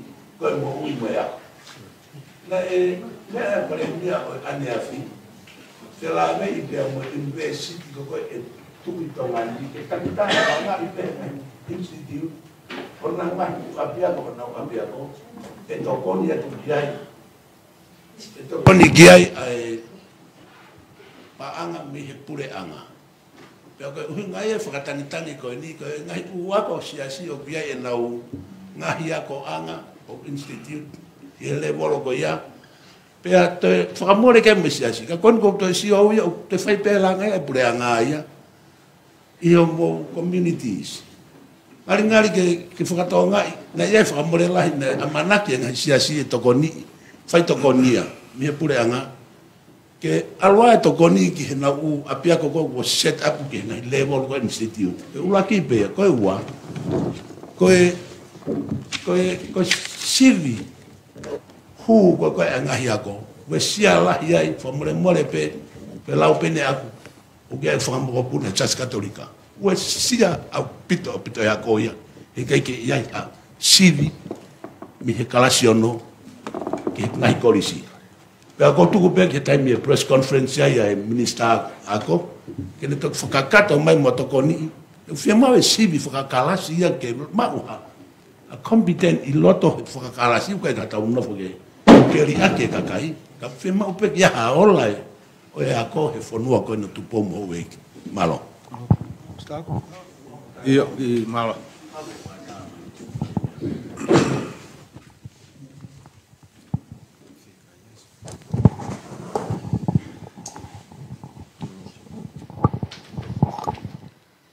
Wit pagokol ke u ufanga he talfatap ko sa na faki ke tali fe u ya soani ko ulak fe u soan fika ko no menga ya ko malunga ngi pamono anga no potu tu e dok fai ke bakai fai ka hono sivi nga hi me ko ya pange ko hola ve fe mau ke tokoni nga hi ya ko malunga nga si la he pute ngawe fe mau fo ke ai mo elemeni to falala anga ke na alfa kata pe mo ya ko e ku ngai ngawe ki mua na la he pute ngahi ya ko pe he na fe gawe ke tapuni ko hi ko ta falala anga na u ngai fo ka ngawe ka ko mau pe ho poini e fai ka vakai o mato ngai ngai me ko no ko falala tu e tunga fa anga ke tunga falalaanga ke tunga whakakaunga au mga hiala me pe to klavere me ai ke whatu tūni ki he whahinga tokoni ala whakahoko atu. Whikawak pe mo e sivi hu mo ne pito soane ukulahi pito e hohaa pe mo e tokanga e kakai to alahi pito ki he uesia lahi ai ako i hono no toko na mau toko na sivi hu kalasiono pe mo hono tukuif ko na form 1 me form 2 ki he akola to pureanga malo na ke famia pe faleare fa ha fa ko me ko ia e fa nga o ki ai ko tu pe ke lava i he taun he ko hi ko kamata tau ka fa fa ko tu ke to fa nga hiliu ko ia i ka u we pe nga hiliu e lava fa ka ko taun ka te toki tala nome pot ngau ako pe he ke ngahi pot ngau ako ngahi siasi ke ngahi ke mai na ngai whakau kau ka tuk whakau ko ai ngau ko ia te u pukale whangamari ko ni ek palemia ke nai whehu i ane nai whakau aki pia moe mahal ko te isa whakau aki pia moe pot ngau e savea ko mai whehu ki to ngai he motuani Whikau aku me tali wholo ai kakai ke naunga hi fie mau. Mona pitoia, uk malama fo ke hoko ai tali wholo ako ia ko ha palparema whakawhonga ngāue, pe ko ha palparema whakawho itu e kau ngāue. E whaisio ki ai pakapau ke polokalama whakawhonga ngāue e sepe ko si i oena uk mea mai koe. E whairewa ngāue ke hono Whengai ke fuli hi hola ngai whonga ngāue, ke lava ke whakasisi e tari, pe lava ke wawe a ngai hono whakahoko ai ngāue e pot ngāue. Pe kapau ko hapalapare ma whakafo itu ia e kau ngāue, e te whai pe mo ngāue ki ai, he ke uhi o ki kai totonu ke hoko ngahi mea whakafo itu ia, ke neuisia e ngau kon ki kakai ma ko ia pe ik pale mia lava toko ina te tai mini ka pau ko fie mali ka soan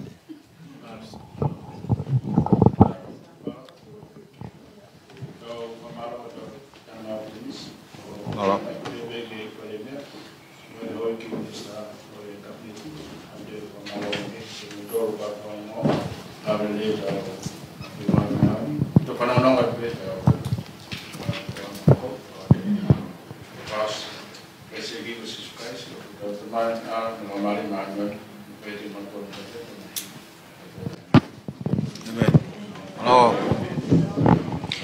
Pea koe kakatoi au i polokalama ka koe whataha e pale mea koe au tonga.